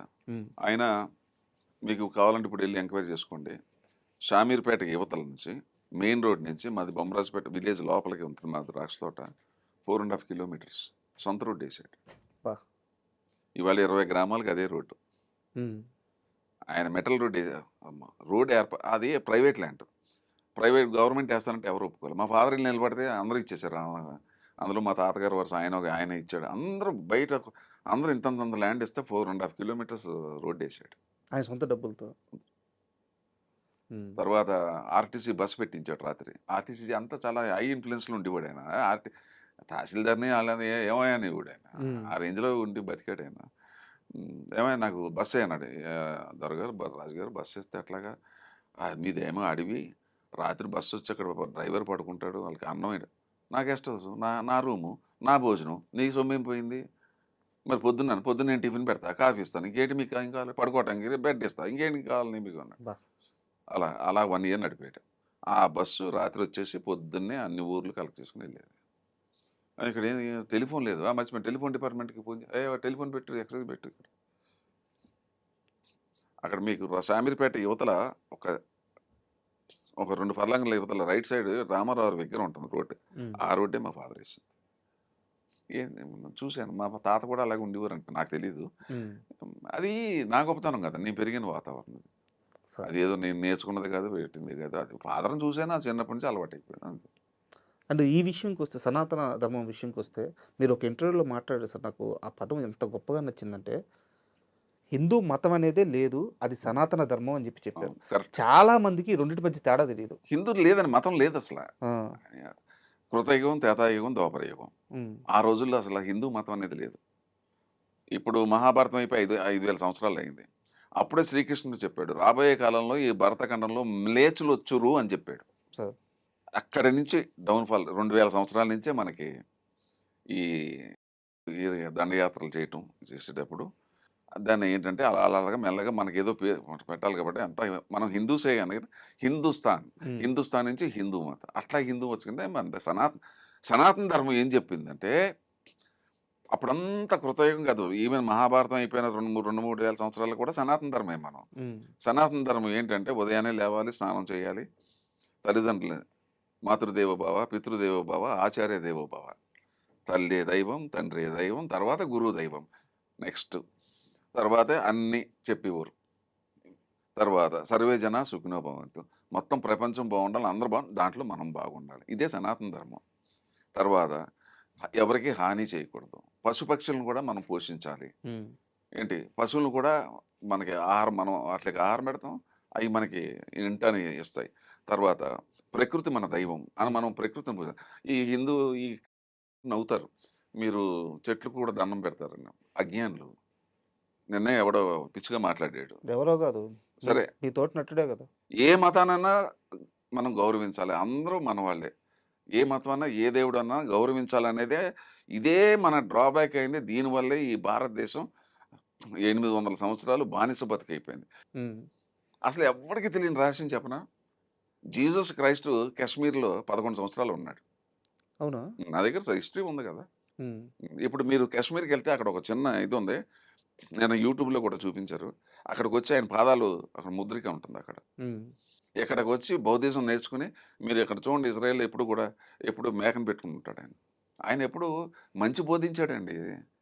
ఆయన అందరూ శాంతి చెప్పాడు. క్రైస్ట్ ఎప్పుడు చెడు చెప్పలేదే. హ్మ్. ఈళ్ళొచ్చేసి అసలు నిన్న కాక ఇప్పుడు మన మనవడొచ్చేసి అసలు నువ్వెవడో నేను లేకపోతే నువ్వు లేవంటే ఎలా ఉంటుంది మనకి? అయితే మీరు ఇంత ఆవేదనగా మాట్లాడుతున్నారు. అయితే ఈ మధ్య కాలంలో జరిగిన 2 ఇన్సిడెంట్‌ల గురించి మనం మాట్లాడుకోవాలి. మీ ఇండస్ట్రీ నటుడు, నేను పేరు చెప్తున్నాను. 'ప్రకాష్ రాజ్' గారు. వారు మాట్లాడుతూ రామలక్ష్మణుల గురించి వాళ్ళు నార్త్ నుంచి సౌత్ వచ్చిన వలస కూలీలు అని చెప్పి చాలా దుర్మార్గంగా తెలీదండి. మాట్లాడారు. దుర్మార్గం అంటే అజ్ఞానం ఒకటి. హ్మ్. తర్వాత కండకావరం ఒకటి. హ్మ్. అంటే అజ్ఞానంతో కూడుకున్న కండకావరం ఇది. అది నేను చూసానది. హ్మ్. నేను కావాలని చూసాను. నేను చాలా అప్సెట్ అయ్యాను. ఇప్పుడు ఒక చిన్న ఉదాహరణ చెప్తాను మీకు. A great scientist atom bomb కనిపెట్టిన గ్రేట్ సైంటిస్టు లేకపోతే ఒక మహానుభావుడు అంటే గ్రేట్ పీపుల్ మనం ఎగ్జాంపుల్ తీసుకుంటే వాడు చాలా గొప్ప సైంటిస్టు, గొప్ప డాక్టర్, గొప్ప ఇంజనీర్ అనుకుందాం. ఆడికి మాట్లాడటం తెలియదు అనుకోండి. హ్మ్. ఆడు వేస్ట్ ఫెలో కింద లెక్క. హ్మ్. అంటే వాడికున్న జ్ఞానం అంతా కూడా నశించిపోయినట్లు లెక్క. అసలు మనిషితోటి నువ్వు ఎలా మాట్లాడాలో తెలియని వ్యక్తివి నువ్వు. నువ్వు ఎంత గొప్ప సైంటిస్ట్ అయితే మనకేంటి? ఇది అంతే. అసలు నువ్వు చరిత్ర తెలియకుండా క్రిస్టియానిటీ ఎప్పుడు పుట్టిందో తెలియకుండా ఉత్తర దేశం నుంచి సౌత్‌కి రావటం ఏంటి? పైగానేమో పండు కోసుకుంటే అక్కడ రావణాసురుడు అడ్డుపడటం ఏంటి? ఇతిహాసాలు, పురాణాలు మన పెద్దలు చెప్పింది. అది అసలు ఈ రామాయణం, మనకే పూర్తిగా తెలీదు. హ్మ్. కాపోతే మనం రాముడిని పూజిస్తాం. ఇంకోటేంటంటే మనోభావాలు దెబ్బ కొట్టడం. ఈ దేశంలో బతుకుతూ, ఇక్కడ నీళ్లు తాగుతూ, ఇక్కడ సంపాదిస్తూ, ఇక్కడ దేవుడిని తిట్టటం ఏంటి? మహాపాపం. మహాపాపం గదా! అది ఏమనాలా? మూర్ఖత్వం అనాలా? అజ్ఞానులు అనాలా? రాక్షసులు అనాలా? ఏమనాలి వాళ్ళని? ఈ సనాతన ధర్మం ఎప్పుడు పుట్టింది? కొన్ని లక్షల సంవత్సరాల క్రితం పుట్టింది. ఈ సనాతన ధర్మాన్ని విమర్శించి రాముడు లేడు, కృష్ణుడు లేడు, నార్త్ నుంచి వచ్చాడు, సౌత్ నుంచి వచ్చాడు. ఏంటి అసలు ఏమన్నా అసలు ఉందా? సరే, నమ్మకపోవడం అనేది నాస్తికులు వాళ్ళొక సెపరేట్. అహా! నమ్మకపోవటం ఓకే. ఓకే. కానీ విమర్శించడం అది. విమర్శించటం ఏంటి? ఇన్ని కోట్ల మంది ఇన్ని కోట్ల మంది మనోభావాల్ని మనోభావాలు. మనోభావాల్ని మనం ఇప్పుడు ఓకే. నీకు ఇప్పుడు రాజకీయ పార్టీలున్నాయి. నాకు ఆ పార్టీ అంటే ఇష్టం. నాకు ఆ పార్టీ అంటే ఇష్టం అని చెప్పి ఇంకో పార్టీని తిట్టే రైట్ నాకు లేదు. కరెక్ట్. ఈ పార్టీని మెచ్చుకునే రైట్ నాకుంది. కరెక్ట్. అసల ఇంత ఎంత రెవల్యూషన్ వచ్చేసింది. నార్త్ ఇండియా అంతా కూడా హిందూ సంఘాలు నాకు ఫోన్‌లు వచ్చినాయి చెప్పకూడదు ఇంక. ఓపెన్ మీరు అడిగారు కాబట్టి ఇంక ఇంటర్వ్యూ కాబట్టి నేను తప్పించుకోలేను. నాకు 20 మంది ఫోన్ చేశారు. హ్మ్. "అన్న నువ్వు కత్తి పట్టుకుంటే నువ్వు వదిలిపెట్టను నాకు తెలుసు. నువ్వు ఒకసారి ఇదే వ్యక్తికి నువ్వు ఒకసారి శిక్ష వేసావు, నాకు మా అందరికీ తెలుసు. మీరేనా అది? నేను బ్యాన్ వెనకాల ఉంది మీరేనా? ఆహా! వదిలిపెట్టినండి వాడిని. హ్మ్. తప్పుడు మాటలు మాట్లాడకుండా. కాకపోతే ఇయన్నీ చెప్పుకోకూడదు. అతన్ని అడిగితే చెప్తాడు కదా! మా ఇంటికి రావడం, నాతో సారీ చెప్పించితే అప్పుడు వదిలిపెట్టా. ఇండస్ట్రీలో ఎవరు దాని గురించి మాట్లాడలేదు. కాస్త వివరంగా చెప్పండి. ఆ బ్యాను అది అయిపోయిందిలెండి. అయిపోయింది. గతం పాస్ట్ ఈజ్ పాస్ట్. హ్మ్. జరిగింది. హ్మ్. జాతిని అవమానించాడు. హ్మ్. నేనప్పుడు మూవీ ఆర్టిస్ట్‌లో నేను ఇంకా వైస్ ప్రెసిడెంట్ కూడా కాదు. మామూలుగా మెంబర్‌గా ఉన్నాను అప్పుడు. అప్పుడొచ్చిన కొత్త హైదరాబాదు. హ్మ్. అందరిని అడిగాను. ఎవడు పట్టించుకోవట్లేదు. హ్మ్. ఏంటి పట్టించుకోరా? జాతిని, ఒక తెలుగు జాతిని అంటే అందరిని అన్నట్టే కదా! అంతే. No. I want Sivakrishna won't leave anybody like that. Hmm. I'm going to take action. నాకున్న లీగాలిటీ, నాకున్న పొలిటికల్ జ్ఞానం లేకపోతే ఇంకోటి ఎక్కడ పెట్టాలో అక్కడ పెట్టా. హ్మ్. వచ్చాడా ఇంటికి? పెట్టిన తర్వాత మొత్తం స్తంభించిపోయింది. హ్మ్. మూవీ ఆర్టిస్ట్‌కి పని చేయడానికి అవకాశం లేకుండా పోయింది. హ్మ్. పాపం నాగార్జున అప్పుడు వైస్ ప్రెసిడెంట్ అప్పుడు. హ్మ్. ఏ మాటకి ఆ మాట. నాగార్జున అప్రిషియేట్ చేయాలి. ఆయన సపోర్ట్ చేశారు. ఆయన ఫోన్ చేశాడు. అక్కడ ఎక్కడో మాల్దీవ్స్‌లోనే ఎక్కడో ఉన్నాను. ఏంటి శివకృష్ణ గారు అట్లా జరిగింది. నేను ఉన్నది చెప్పాను. జాతిని అవమానించాడండి. పౌరుషం లేదంటే వదిలేద్దాం. Hmm. No, no, no, I won't even you please go. అబ్బా! I do appreciate Nagarjuna. Hmm. Nageswararao దగ్గరికి వెళ్ళింది ఇది. హ్మ్. సమస్య లేదు. అంత లీగల్‌గా ఉంది. హ్మ్. ఏం చేస్తారు? వారం రోజులు అంతే.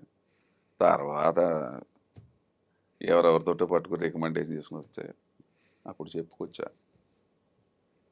అందరి ముందు సారీ చెప్తే వదులుతాను. హ్మ్. ఏదో నటించాడు అలా అలా అన్నాడు. Nothing doing. I won't leave. This is Sivakrishna. Censor బోర్డ్‌నే హ్మ్. పిచ్చెక్కిచ్చా. సరే. సెంట్రల్ గవర్నమెంట్‌ని. ఈ ఇండివిజువల్ ఎంత అంటే లెక్కల్లో ఉన్నది పీనట్. Super sir. అయితే అంటే గవర్నమెంట్‌లోనే నేను చేయలేనటువంటి పనులు సాధించానే సార్ కరప్షన్ మీద. ఇది ఎంత నాకు ఇది? ఒక ఇండివిజువల్ ఎంత నాకు తప్పు కదా అది. సార్. అది అంటే సార్ చెప్పాడు సారీ అన్నాడు. హ్మ్. Okay now you can go head అన్నాడు. నాగార్జున ఫోన్ చేసి ప్లీజ్ గివ్ హిమ్ పర్మిషన్ అన్నాడు. సార్ నువ్వు ఏదైనా చేసుకోవయ్యా. నువ్వు అసలు ఎవడు అసలు అసలు అసలు హిందూ ధర్మాన్ని హిందూ అంటే ఎవడు అసలు రాముడు ఏంటి అసలు ఎటువంటి సాంప్రదాయాలు ఎటువంటి మహానుభావులు ఎటువంటి ఋషులు మనకున్న సాంప్రదాయాలు ఎక్కడున్నాయి గడపకి రంగు పసుపు పూస్తాం క్రిములు రాకుండా కల్లాపు జల్లిస్తారు తర్వాత ఏంటంటే క్రిములు రాకుండా కాళ్ళు కొడుకోమని చెప్తారు మాతృదేవోభావ పితృదేవోభావ ఆచార్యదేవ తల్లిదండ్రులు పూజించాలా తల్లిదండ్రుల్ని మనం జీవితంలో వృద్ధాప్యంలో వాళ్ళని మనం చూడాలా అందరినీ అసలు ఏ మతంలో ఇవన్నీ ఎవడు చెప్పాడు ఇవాళ చెకోస్లోవేకియా, జర్మనీ, రష్యాకైతే ఎక్కడ చూసినా మీకు హిందూయిజమే. బయట దేశాల్లోనేమో మొత్తం అంతా హిందూస్ కింద మారుతున్నారు. హ్మ్. ఇక్కడేమో ఇక్కడ కన్వర్టెడ్ ఏమో ఇక్కడ తిడుతున్నారు. ఒక్కడు మాట్లాడడు. ఒకడికి పౌరుషం లేదు. అసలు హిందూ అనకూడదు గానీ మనకి పౌరుషాలు లేవు అంతే. That's the main drawback. తిరగబడొద్దు. నేను ఒక్కడిని తిరగబడితే ఏమొస్తుంది? ఇలా ఇంతమంది కలిస్తేనే కదా ఏదైనా జరిగేది. సార్. ఎవడికి అది మన దగ్గర పెద్ద డ్రాబ్యాక్ ఏంటంటే మనకెందుకులే. అరే మనకెందుకులే రా ఈ దేశంలో ఈ పుణ్యభూమి, కర్మభూమి, వేదభూమిలో పుట్టి మనం మన మన జాతిని, మన గౌరవాన్ని, మన దేశాన్ని అవమానిస్తుంటే నీకు బాధ్యత లేదా? అంటే ఎంతసేపు డబ్బులు సంపాదించేసుకొని బతుకుతావా? రేపొద్దున ఇంటికొచ్చి నరికేస్తారాళ్ళు. అప్పుడేం చేస్తావు? ఏం చేస్తావు అప్పుడు? అప్పుడు నీకెవడు హెల్ప్ చేయడు. ఎందుకంటే మనకు పెద్ద డ్రాబ్యాక్ ఏంటంటే హిందువులు ఇప్పుడు సో కాల్డ్ హిందూస్‌లో పక్కింట్లో ఏదైనా జరుగుతుంటే ఎవడు రాడు గదా! మనకెందుకులే ఎళ్ళిపోతాం రోడ్డు మీద. ఎంత దౌర్భాగ్యం అండి. ఉండాలి గదా! ఇంగిత జ్ఞానం ఉండాలి. ఏదైనా ఒక పక్కింట్లో ఏదైనా జరిగితే మనం వెళ్ళాలిగా. ఆళ్ళ కష్టం ఏంటో తెలుసుకోవాలా. అందరు సొసైటీలో బతుకుతున్నాం. అది ఏమీ లేదు. ఎంతసేపు నేను, నా సంసారం, నా పిల్లలు, నా డబ్బు మన మన మనకు రాలేదు గదా! మనకు రావడం కాదు ఎప్పుడో దేశం మీద పడతారు. అయిపోయింది కదా! 800 సంవత్సరాలు నరకం అనిపించాంగా వీళ్ళతోటి. కొన్ని వేల గుళ్ళు పోయినాయి గదా! ఈ భారతదేశం ఇంకోటి తెలుసా మీకు? బ్రిటిషర్స్ మనకు చేసిన మన దగ్గర దొంగతనం చేసిన బంగారం గాని, ఇంకోటి గాని మొత్తం పట్టుకెళ్ళిపోయింది మనం లెక్కేసొస్తే $45 ట్రిలియన్. అబ్బా! 45,00,000 కోట్లు మన దగ్గర మోసం చేసి పట్టుకుపోయి, మన దగ్గర పరిపాలించి పట్టుకుపోయింది. ఏం ఎవడికి చరిత్ర తెలీదు. అసలు దేశానికి సరిహద్దులు ఎన్ని ఉన్నాయో తెలుసా మీకు? ఇది అఖండ భారతం. 15 దేశాలు మనది. అఖండ భారతం అంటే 15 దేశాలతో కూడుకున్నది అఖండ భారత్. ఎవడికి తెలుసు? కంబోడియా దగ్గర నుంచి తీసుకోండి. మలేషియా, సింగపూర్, అటు ఫిలిప్పైన్స్, ఇటు ఇండోనేషియా, ఇలాగొచ్చేట్టుగా ఆఫ్ఘనిస్తాన్, ఇలాగొస్తే Egypt, a part of Russia, ఇక్కడ టిబెట్, గిబెట్, పాకిస్తాన్ ఇవన్నీ వెళ్ళిపోయింది. శ్రీలంక 15 దేశాలు. Border. This is called Akhanda Bharat.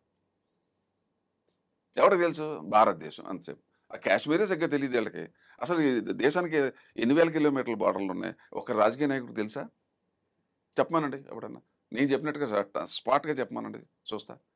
4250 కిలోమీటర్లు బంగ్లాదేశ్ తోటి, 3300 పాకిస్తాన్ తోటి ఉంది, 3600 ఏమో అతను పాకిస్తాన్ చైనా తోటి, మొత్తం కలిపితే 11,450 ఎన్నో ఉన్నాయి. ఒక 10 ఇటు ఇటు 11,000 కిలోమీటర్లు. సరిహద్దులు తెలియదు, ఏమీ తెలియదు. రాజకీయం గురించి మాట్లాడతారు. ఏం మాట్లాడుతున్నారు మీరు? దేశ సరిహద్దులు తెలియని నువ్వు, అసలు దేశంలో ఎన్ని రాష్ట్రాలు ఉన్నాయో తెలియదు నువ్వు రాజకీయ నాయకుడు ఏంట్రా? అలా నాకు తెలియక అడుగుతా. అందరూ అని కాదు సుమా, మహానుభావులు, there are great people, great నాయకులు ఉన్నారు ఇక్కడ, అన్ని చోట్ల ఉన్నాను. బట్ మోస్ట్లీ మనం ఎక్కడ దెబ్బతిన్నాం? 60% ఈ టైప్ ఆఫ్ పీపుల్. ఆవేదన ఆవేదన అండి, ఇది నా బాధ అనిపించేస్తుంది కదా. ఎంత బాధ అనిపిస్తుంది. దేశ సరిహద్దులు తెలియదు, దేశం గురించి నువ్వేం మాట్లాడుతున్నావు? నువ్వు సమానత్వం అంటావు. ఏంటి సమానత్వం? ఎక్కడుంది సమానత్వం? What the hell you're talking? చాలా సీరియస్ మ్యాటర్స్, అంటే చర్చ జరగాల్సిన మ్యాటర్స్. బట్ ఇంటర్వ్యూ కాబట్టి కాస్త లిమిటేషన్ ఉంది. మనం మళ్ళీ ఒక్కసారి సినిమాల విషయానికి వద్దాం. నేను 2 సినిమాల గురించి మీతో ఇంటర్వ్యూ ముందే అనుకున్నాను, ఈ 2 సినిమాల గురించి చాలా పర్టికులర్గా మాట్లాడదామని. సో ఫస్ట్ మూవీ వచ్చేసి గాయన్ సార్, ఆర్జీవి గారు, జగత్ బాబు గారు హీరో, ఆర్జీవి డైరెక్షను. అందులో మీది ఎస్ఐ క్యారెక్టర్. అవును. అయితే శివకృష్ణ అనగానే డైలాగ్ డెలివరీ కానీ, ఆ డైలాగ్ ఫోర్స్ కానీ చాలా ఎక్కువ ఉంటుంది. డైలాగ్ చంపేస్తారు. బట్ ఫస్ట్ టైం నాకు వేరియేషన్ కనిపిస్తుంది గాయన్ సినిమాలో. ఆ డెన్లోకి వెళ్తారు, ఆ విలన్ ఆపుతాడు, ఏం మాట్లాడరు. జగత్ బాబు దగ్గరికి వెళ్తారు, నేను అరెస్ట్ చేస్తున్నాను అంటారు. అక్కడ ఏం నేరుగా స్టేషన్కి తీసుకొస్తారు. అంటే ఆ లుక్ కానీ ఇంటెన్సీ తప్పించి డైలాగ్స్ చాలా తక్కువ ఉంటాయి. అద్భుతమైన రోలు. ఆర్జీవితో ఆ రోజుల్లో ఆ వర్క్ ఎక్స్పీరియన్స్ ఎలా ఉందో చెప్తారు? అందరితో అలాగే ఉందండి. నేను ఐ డోంట్ స్పీక్ మచ్. నేను ఏ డైరెక్టర్ అన్నా ఫస్ట్ నా క్యారెక్టరేషన్ ఏంటి, నా లిమిటేషన్స్ అని అడుగుతాను. ఇప్పుడు నేను ఇందాక రైటర్ ఎలాగైతే ఫస్ట్ హీరో సినిమాకి, సెకండ్ హీరో ఎవరు అంటే ఆ డైరెక్టర్ హీరో. మోల్డ్ చేసి అందరినీ చూపించి, అలాగే కెమెరామెన్, నెక్స్ట్ ఆ ఫిజికల్గా యాక్ట్ చేసే మనం హీరో. ఇప్పుడు సపోజ్ రైటర్ గొప్పగా సినిమా తీయలేదు, డైరెక్టర్ చెడగొట్టాడు, ఈ సినిమా ఆడుతుందా? ఆడదుగా. అప్పుడు నీ హీరోయిజం ఏమైంది? మరి నువ్వు అంత గొప్ప హీరో ఎందుకు ఆడలేదు నువ్వు సినిమా? నా లాజిక్ వచ్చింది. సో ఐ రెస్పెక్ట్ ఫస్ట్ దర్. అట్లాగే డైరెక్టర్స్, క్రియేటివ్ డైరెక్టర్ వర్మ అనేది no doubt is a creative director. నేను ముందే అడిగా, నా లిమిటేషన్స్ చేసాము. నాకు ఇంకెవరు, నాకు సజెషన్ ఎవరు సార్ చెప్పింది? నేను బాలయ్య ఇంకా ఏదైతే నాకు మీటర్ ఇచ్చాడో అలా వెళ్ళిపోతాను అంతే. ఇప్పుడు మీరు చెప్తుంటే అసలు అప్పుడు ఆ సీన్ నాకు పెద్దగా గుర్తు రావట్లే, అది ఏమో అలా చేశాను నాకు తెలియట్లేదు. నాకు నేను లిమిటేషన్ చూసుకుంటే ఇంక వెళ్ళిపో. ఇప్పుడు దానికి మంచి ఉదాహరణ నాకు బాగా గుర్తున్నది చెప్తా. జయం సినిమా. ఇప్పుడు మీరు చెప్పింది గాయం నాకు అంత గుర్తు రావట్లే, సారీ. అది 90లో చేశాను, అది 1991లో. 2002లో జయం చేశాను, అది గుర్తుంది నాకు. ఇప్పుడు ఏం చేశాను నాకు తెలియదు. అప్పుడు నేను censor board chairman, federation chairman, ఈ రేంజ్లో ఉన్నాను అప్పుడు పార్టీలో. అప్పుడు ఎవరో వచ్చి జైన్లో నన్ను ఫస్ట్ టైం నేను ఫాదర్ వేషం వేసాను జైన్ సినిమాలో. సదా ఫాదర్. ఎవరో వచ్చి అడిగి, అన్న నువ్వు వెళ్ళొద్దు, తెక్లోడు తేజ తెక్లోడు కొట్టాడు అన్న, మొన్న 2 ఆర్టిస్టులు, జూనియర్ ఆర్టిస్టులు కొట్టాడు, తెక్లోడు నీ రేంజ్ ఏంటన్నా వాడు. వాటిని డైరెక్టర్ ఎందుకు కొడతాడు? నువ్వు ఎంత విసిగించకపోతే వాడు చేయి చేసుకుంటాడు. అసలు మాటర్స్ చెప్తాను, అది ఏం సరదానా? కొట్టడం సరదానా? సో ఒకళ్ళు చెప్పిన మాట ఉండొచ్చు కొద్దిగా, దాంట్లో కొద్దిగా గొప్ప, బట్ అది మనం should not take it for granted. అప్పుడు నేను కోపం వచ్చి, ఇలా ఇటువంటి వాళ్ళ దగ్గర యాక్ట్ చేయాలి, ఛాలెంజ్, ఇది ఛాలెంజ్గా ఉంటుంది అని. సేమ్ నా దేశంలాగే ఇక్కడ డబ్బులు కూడా పెద్దగా ఏం అడగలే, ఆడేదో ఇస్తే ఇచ్చాను. తేజ నేను చేస్తున్నాను సినిమా, నాకు అక్కడ ఛాలెంజ్. అక్కడ ఫస్ట్ సీన్ నాకు రాళ్ళపల్లికి ఏదో పెళ్లి ముహూర్తం, అమ్మాయి గురించి ఏదో సీను. తేజ వచ్చి పాపం చాలా మీరు హీరోగా చేసినప్పుడు నేను చిన్నగా ఉన్నాను సార్ మీ దగ్గర, ఏదో పాపం అంతా ఓకే అమ్మ, ఇప్పుడు నువ్వు యువర్ ద డైరెక్టర్, ఇప్పుడు ఏంటి ఎలాగంట, ఈ డైలాగ్ ఇది అన్నాడు. అంటే నాకు ఎవడో హింట్ ఇచ్చాడు కదా! అని ముందే జాగ్రత్తగా ఉంటాం. మన జాగ్రత్తలో మనం ఉండాలా. ఏది నిజం మనకు తెలీదు. ఆ డైలాగ్ 3 మీటర్లు చెప్పాను. ఓకే. సేమ్ డైలాగ్‌ని ఇలా చెప్తే ఎలా ఉంటుంది? రెండోది చెప్తే ఎలా? మూడోది ఎలా? ఆ రెండోది మీ క్యారెక్టర్ అండి అన్నాడు. పట్టేసుకున్నాడు. Believe it or not, is such a great person, great director. Cinema అయ్యే వరకు కూడా నాకు ఒకసారి వచ్చి ఇలా చేయండి అని చెప్పలా. హ్మ్. చెప్పలా. సజెషన్ కూడా ఇవ్వలేదు. హ్మ్. ఎందుకు? మరి మీరంతా అతని గురించి అలా చెప్పారు కదా! ఆయనకొక క్లారిటీ ఉంది. మీకొక క్లారిటీ ఉంది. ఆ క్లారిటీ నువ్వు పట్టుకోవాలా. హ్మ్. ఎప్పుడు ఆర్టిస్టు డైరెక్టర్ దగ్గరికెళ్ళినప్పుడు, ఆ డైరెక్టర్ క్లారిటీ నువ్వు పట్టుకోకపోతేనే ప్రాబ్లమ్స్ వస్తాయి. సో ఈవెన్ 'వరం' దగ్గర కూడా అంతే. హ్మ్. మరి మీరు చూసారా ఎప్పుడన్నా తేజ గారు కొట్టడం సెట్‌లో? అసలు ఎప్పుడు చూడలేదు. ఎప్పుడు చూడలేదు. అసలు ఇంకోటి ఆ జూనియర్ ఆర్టిస్ట్‌ని ఏమన్నా కొట్టినట్టున్నాడు. అంతే ఆర్టిస్ట్‌ని కొట్టడం కాదు. ఏదో కోపం మీద ఏంట ఏదో చేసుండొచ్చు. అసలు నాకు తెలియక అడుగుతున్నా, డైరెక్టర్ ఎందుకు బ్యాడ్ అవుతాడు? అసలు ఎందుకు కొడతాడండి? హ్మ్. నాకు తెలియదు. నువ్వు ఆ జూనియర్ ఆర్టిస్ట్ విసిగించేసి ఉంటారు. ఏదో జరిగుంటుంది. హ్మ్. జరిగింది. జరిగిన ఇన్సిడెంట్ మాత్రం జరిగింది. అది మాత్రం ఒప్పుకుంటున్నాను నేను. హ్మ్. బట్ మనం కూడా ఆలోచించాలి కదా! ఏం సరదా అతనికి. 'వరం' దగ్గరికెళ్ళాను. క్రియేటివ్ డైరెక్టరు అడిగారు. నేను అడిగాను. ఎలా కావాలన్నా? ఇలా కావాలన్నాడు. మరి ఏ రోజు నాకు సజెషన్ ఇవ్వలా. హ్మ్. ఆయనకొక క్లారిటీ ఉంది. మీకొక క్లారిటీ ఉంది. ఇదే కాదు. నేను యాక్ట్ చేసినప్పుడు ఒక 70, 80 మంది డైరెక్టర్ల దగ్గర ఎవరు అసలు మళ్ళీ నాకు సజెషన్ ఇవ్వలేదు. సో, అది ఆర్టిస్ట్ చేతిలో ఉంటది. అంటే ఇచ్చుంటే ఏదో అక్కడ అక్కడ ఆగిపోయింది ఇలా రా అనేది అలాగే తప్ప, ఆ క్యారెక్టరైజేషన్ డైలాగ్ దగ్గర ఎక్కడ నాకు చెప్పలా. నేనేంటంటే ఫస్టు ఆర్టిస్ట్ అనేవాడు ఏం నేర్చుకోవాలంటే, డైరెక్టర్‌కి ఏం కావాలో అది తెలుసుకో. హ్మ్. ఫస్ట్ డైరెక్టర్‌కి ఏం కావాలో అది తెలుసుకో. రైటర్ ఏం చెప్పాడో అది అర్థం చేసుకో. ఆ భావన ఏంటి? అతని ఉద్దేశ్యం ఏంటి? ఆ ఉద్దేశ్యం అవన్నీ కూడా డైరెక్టర్ చెప్తాడుగా మనకి. అవును. రైటర్ చెప్పింది. ఫీడింగ్ ఇస్తాడు. ఫాలో అయిపోడు. సింపుల్. అయితే నాకు ఇంకో సినిమా సార్. అసల గూస్ బంప్స్ వచ్చిన సీన్స్ మీవి.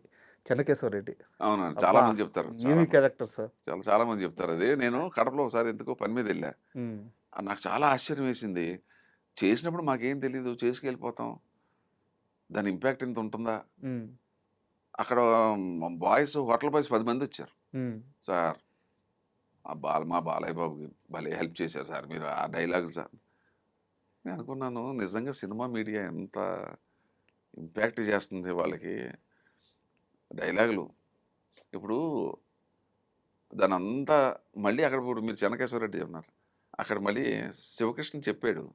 కరెక్టే. కానీ ఎవరు ఆలోచించింది? రైటరు. రైటర్. ఆడిని మర్చిపోతున్నారు అందరూ గూడా. హ్మ్. డైలాగ్ రాసిన మహానుభావుడు ఎవడో. అండ్ షాట్ కూడా సార్ మీరు బాలకృష్ణ గారిని గుర్తుపెట్టినప్పుడు మీకు ఆ విగ్రహం గుర్తొస్తా ఉంటది. పులివెందుల్లో చూసిన అవును. విగ్రహం గుర్తు. పులివెందుల విగ్రహం. పులివెందులకు సంబంధించిన విగ్రహానికి రౌండ్ ట్రాలీ తిరుగుతా ఉంటది. అవును. నెక్స్ట్ బాలకృష్ణ గారికి రౌండ్ ట్రాలీ. అవును. ఆ ఎమ్మడే కట్ షాట్ మీకు రౌండ్ ట్రాలీ. ఈ 3 ఆబ్జెక్ట్స్‌కి రౌండ్ ట్రాలీ అలా తిరగతానే ఉంటది. Cut cut cut cut shot. అసలు ఏవి టేకింగ్ గాని, ఏవి రైటింగ్ గాని. అదేనండి ఇప్పుడు వినాయక్ ఎంత వండర్‌ఫుల్ డైరెక్టర్. ఆ రైటరు రాసింది ఆయన మోల్డ్ చేసుకున్నాడుగా. హ్మ్. ఆయన టేకింగ్ ఇప్పుడు రైటర్ గొప్పగా డైలాగ్ రాసాడుగా. నంబర్ 1 హీరో అతనేగా. నెక్స్ట్ వినాయకే కదా హీరో. నేను ఫిజికల్‌గా హీరో. హ్మ్. నేను ఏది చేసినా అలాగే చేస్తా. నేను ఏది చేసినా అంతే. ఎప్పుడు కూడా సినిమాలో యాక్ట్ చేసేవాడు థర్డ్ హీరో నా దృష్టిలో సార్. ఫిజికల్‌గా. First hero writer, second hero director. నేను ఇప్పటికి నిన్న కాక మొన్న చేసింది కూడా అట్లాగే ఫీల్ అవుతాను. సో, ఆ చెన్నకేశవరెడ్డి షూట్‌లో బాలకృష్ణ గారితో మీకున్న ఏదన్నా అయ్యో! మూమెంట్స్ షేర్ చేయండి సార్. ఆ మూమెంట్ అంటే బోలాశంకర్ అండి ఫాదర్ లాగా. హ్మ్. ఫాదర్ లాగా బోలాశంకర్ ఏముండదు. కొద్ది కోపం వస్తుంది ఒక్కోసారి. హ్మ్. డామ్ డూమ్ అని తిడతాడు. ఏముండదు మనసులో ఏముండదు. హ్మ్. ఏముండదు. మళ్ళీ చిన్న పిల్లోడిలాగా మన దగ్గరకొచ్చి మన మీద జోకులేసి మనతో కూర్చుంటా ఉంటాడు. హుహు. అంటే ఏంటంటే ఒక్కొక్కసారి చిరాకు పట్టొచ్చు. అది వేరే విషయం. బట్ ఓవరాల్‌గా ఈజ్ బోలాశంకరుడే ఒక రకంగా చెప్పాలంటే. అది రామారావులో చూశాను కొద్దిగా. హ్మ్. ఆయన అంటే భయం, టైగరు అది కాళ్ళకి ఏముండదు దానికి. అంత భయపెడతారు అసలు ఆయన దగ్గర ఏముండదు. నేనే ఉదాహరణ. నన్ను ఎలా ట్రీట్ చేశాడు, ఏం చేశాడు అనేది నేనే ఉదాహరణ దానికి. మహానుభావుడు. ఈయనైతే ఇంక మరి అది ఇంక అసలు మాట్లాడటం మొదలెట్టాడంటే ఇంక మన సాయంకాలం దాకా మనకి మాట్లాడుతూనే ఉంటాడు. 4 సినిమాలో, 5 సినిమాలు చేసినట్టున్నారు చేశాను. కదా! మొన్నొకటి చేశాను 'వీరసింహారెడ్డి'. అవును. అది యాక్చువల్‌గా భలే గమ్మత్తు అది. నేను సినిమాల్లో కూడా గెస్ట్ వేషాలేయను. ఎంత పెద్ద హీరో అయినా గెస్ట్ వేషాలేయను. హ్మ్. అంటే చాలా అద్భుతంగా 2 డేస్ అయినా ఆ క్యారెక్టర్‌లో దమ్ముంటే కానీ చేయను. మా మేకప్ మ్యాన్ ఫోన్ చేసి చెప్పాడు. సార్ ఒక గెస్ట్ వేషం ఉందన్న, ఏ బుద్ధి లేదండి నీకు, నేను చేయను కదా, అసలు గెస్ట్ వేషాలే చేయను. అలా కాదండి బాలకృష్ణ అన్నారు, మరి ఆ మాట ముందు చెప్పలేదా అన్న. ముందు చెప్పొచ్చు కదా, నాకు ఇష్టమైన హీరో, మా ఫ్యామిలీ కదా. ఒకరోజే ఒక పూట చేశాను అంతే. అక్కడ అంటే ఇంక తెలుగులో సామెత ఉండదు, ఇష్టం ఉంటే కష్టం ఉండదు. మనకి ఇష్టమైన వ్యక్తి దగ్గర కష్టం ఉండదు. అంటే నాకు తెలియక అడుగుతున్నాను. మీకు ఫైనాన్షియల్‌గా ఏమన్నా క్రైసిస్ వచ్చిందా లైఫ్‌లో? బాగా అంటే చాలా. దేనివల్ల సార్?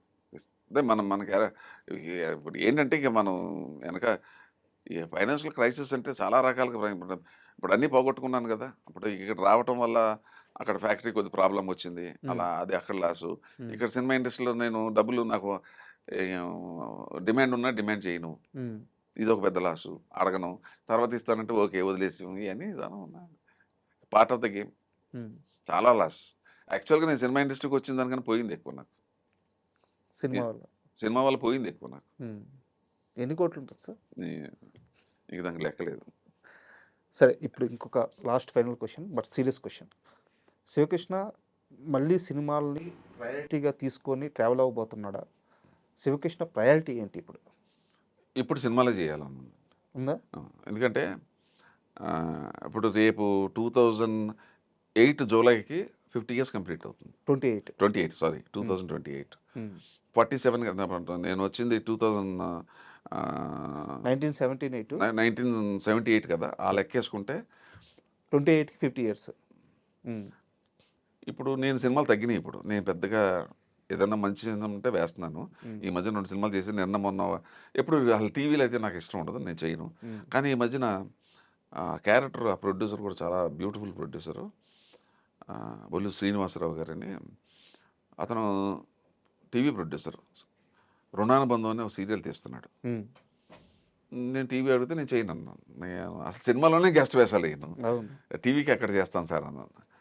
ఆ శ్రీనివాస్ అనే అతను నిర్మాత, బొల్లు శ్రీనివాస్ అనుకుంటా ఆయన పేరు. ఆయన భలే ఇచ్చాడు నాకు.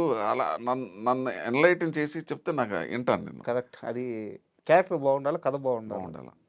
ఆయన చెప్పుకొచ్చాడు 2 డేసే వేషం సార్, ఏం అబద్ధం వల్ల 2 డేసే వేషం. కానీ ఆ క్యారెక్టర్ ఇంపార్టెన్స్ ఇది, మీరే చేయాలి. అసలు మీరు సినిమాలు ఎక్కువ చేయట్లేదని బ్యాడ్ నేమ్ ఉంది, మీరు అన్నీ ఒప్పుకోవట్లేదు, టీవీలు చేయట్లేదు.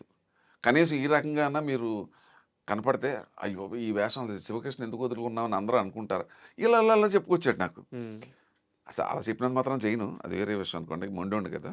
కానీ క్యారెక్టర్ అద్భుతం. అదే ఇందాక మీకు ఫోటో చూపెట్టా, చేశాను. Wonderful, very good. అసలు చాలా కాస్ట్లీగా అసలు సినిమాలకు తీశాడు.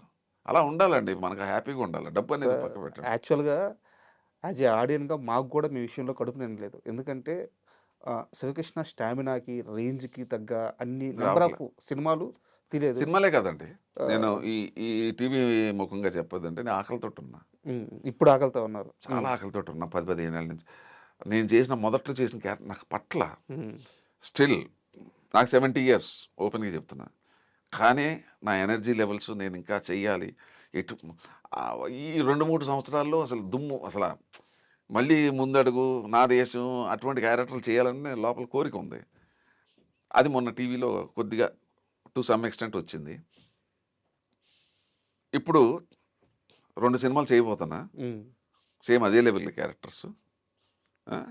ఒక ఆల్రెడీ లవ్ జిహాద్ మీద చేశాను ఒకటి సినిమా, చెప్పాను, నా ఫోటో కూడా చూపెట్టాను. అది కూడా గెస్ట్ వేషం అయినా అంటే 3 days వేషం అయినా కూడా నాకు నా అనుకున్నది లవ్ జిహాద్ని నేను వ్యతిరేకిస్తాను. నేను చెప్పాను కదా, అది చేశాను. ఇదేమో ఒక జమీందారీ టైపు, అది చాలా అద్భుతమైన వేషం చేశా. ఇప్పుడు నేను చేయబోయే 3 కూడా ఒకరిదానికి ఒక సంబంధం లేదు. సూపర్ సార్, మేము కూడా వెయిటింగ్. అండ్ ఒక్క విషయం క్లారిటీ ఇవ్వండి. మీరే అన్నారు 70 years అని చెప్పేసి, బట్ ఎంత స్ట్రాంగ్గా, ఎంత హెల్తీగా కనిపిస్తున్నారంటే సూపర్ ఉన్నారు మీరు. మీ ఫుడ్ సీక్రెట్ ఏంటి? ఫుడ్ డైట్ ఏంటి? నేను అప్పుడు హీరోగా చేసినప్పుడు కూడా 45 ఏళ్ళ నుంచి నేను బయట ఫుడ్ తిన్నాను, జంక్ ఫుడ్ తిన్నాం, ఐస్ క్రీమ్ తిన్నాం, కూల్ డ్రింక్స్ తాగను. చిన్నప్పటి నుంచి అలవాటు. సినిమా ఇండస్ట్రీకి వెళ్ళిన తర్వాత అవి కూడా లేవు. సినిమా మెడ్రాస్ ఉన్నప్పుడు ఇంటి నుంచే భోజనం. ఓకే. ఇక నైట్ ఏదో పొలకాలు తింటాం. నా మొదటి నుంచి ఏంటంటే వర్క్ ఉంటే ఇంకా అలా అన్నం కూడా తిన్నాం. ఇప్పుడు లేటెస్ట్గా ఏంటంటే షూటింగ్స్ వెళ్ళినా కూడా ఇంకోటి ఏంటంటే సభ చెప్పటం, ఈ 47 సంవత్సరాల్లో నేను ఎప్పుడు టిఫిన్ చేయలేదు షూటింగ్లో. టిఫిన్ చేయలేదా? ఆ! ఈ రోజుకి చేయలేదు. అంటే 47 సంవత్సరాలు కూడా నేను ఆర్టిస్ట్‌గా వచ్చినప్పటి నుంచి ఇప్పటిదాకా టిఫిన్ చేయలేదు ఎక్కడ కూడా. ఓకే. ఇంట్లోనే చేసొస్తా. ఓకే. ఇంట్లోనే.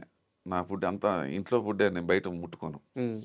బయట బిర్యానీ అసలు ఏ దగ్గర రానివ్వను. పెరుగన్నం తింటాను. మధ్యాహ్నం షూటింగ్‌లో ఉంటే ఒక కప్పు పెరుగన్నం తింటాను. హ్మ్. మిగతా వంటలు కూడా ఆ! తక్కువే. నైట్ పులకాలు, నాన్ వెజ్ కూడా పెద్ద తింటాం కానీ అది ఇంట్రెస్ట్ హ్మ్. ఉండదు. దాని జాగ్రత్తలు తీసుకుంటాను. హ్మ్. రైస్ ఎక్కువ తినను.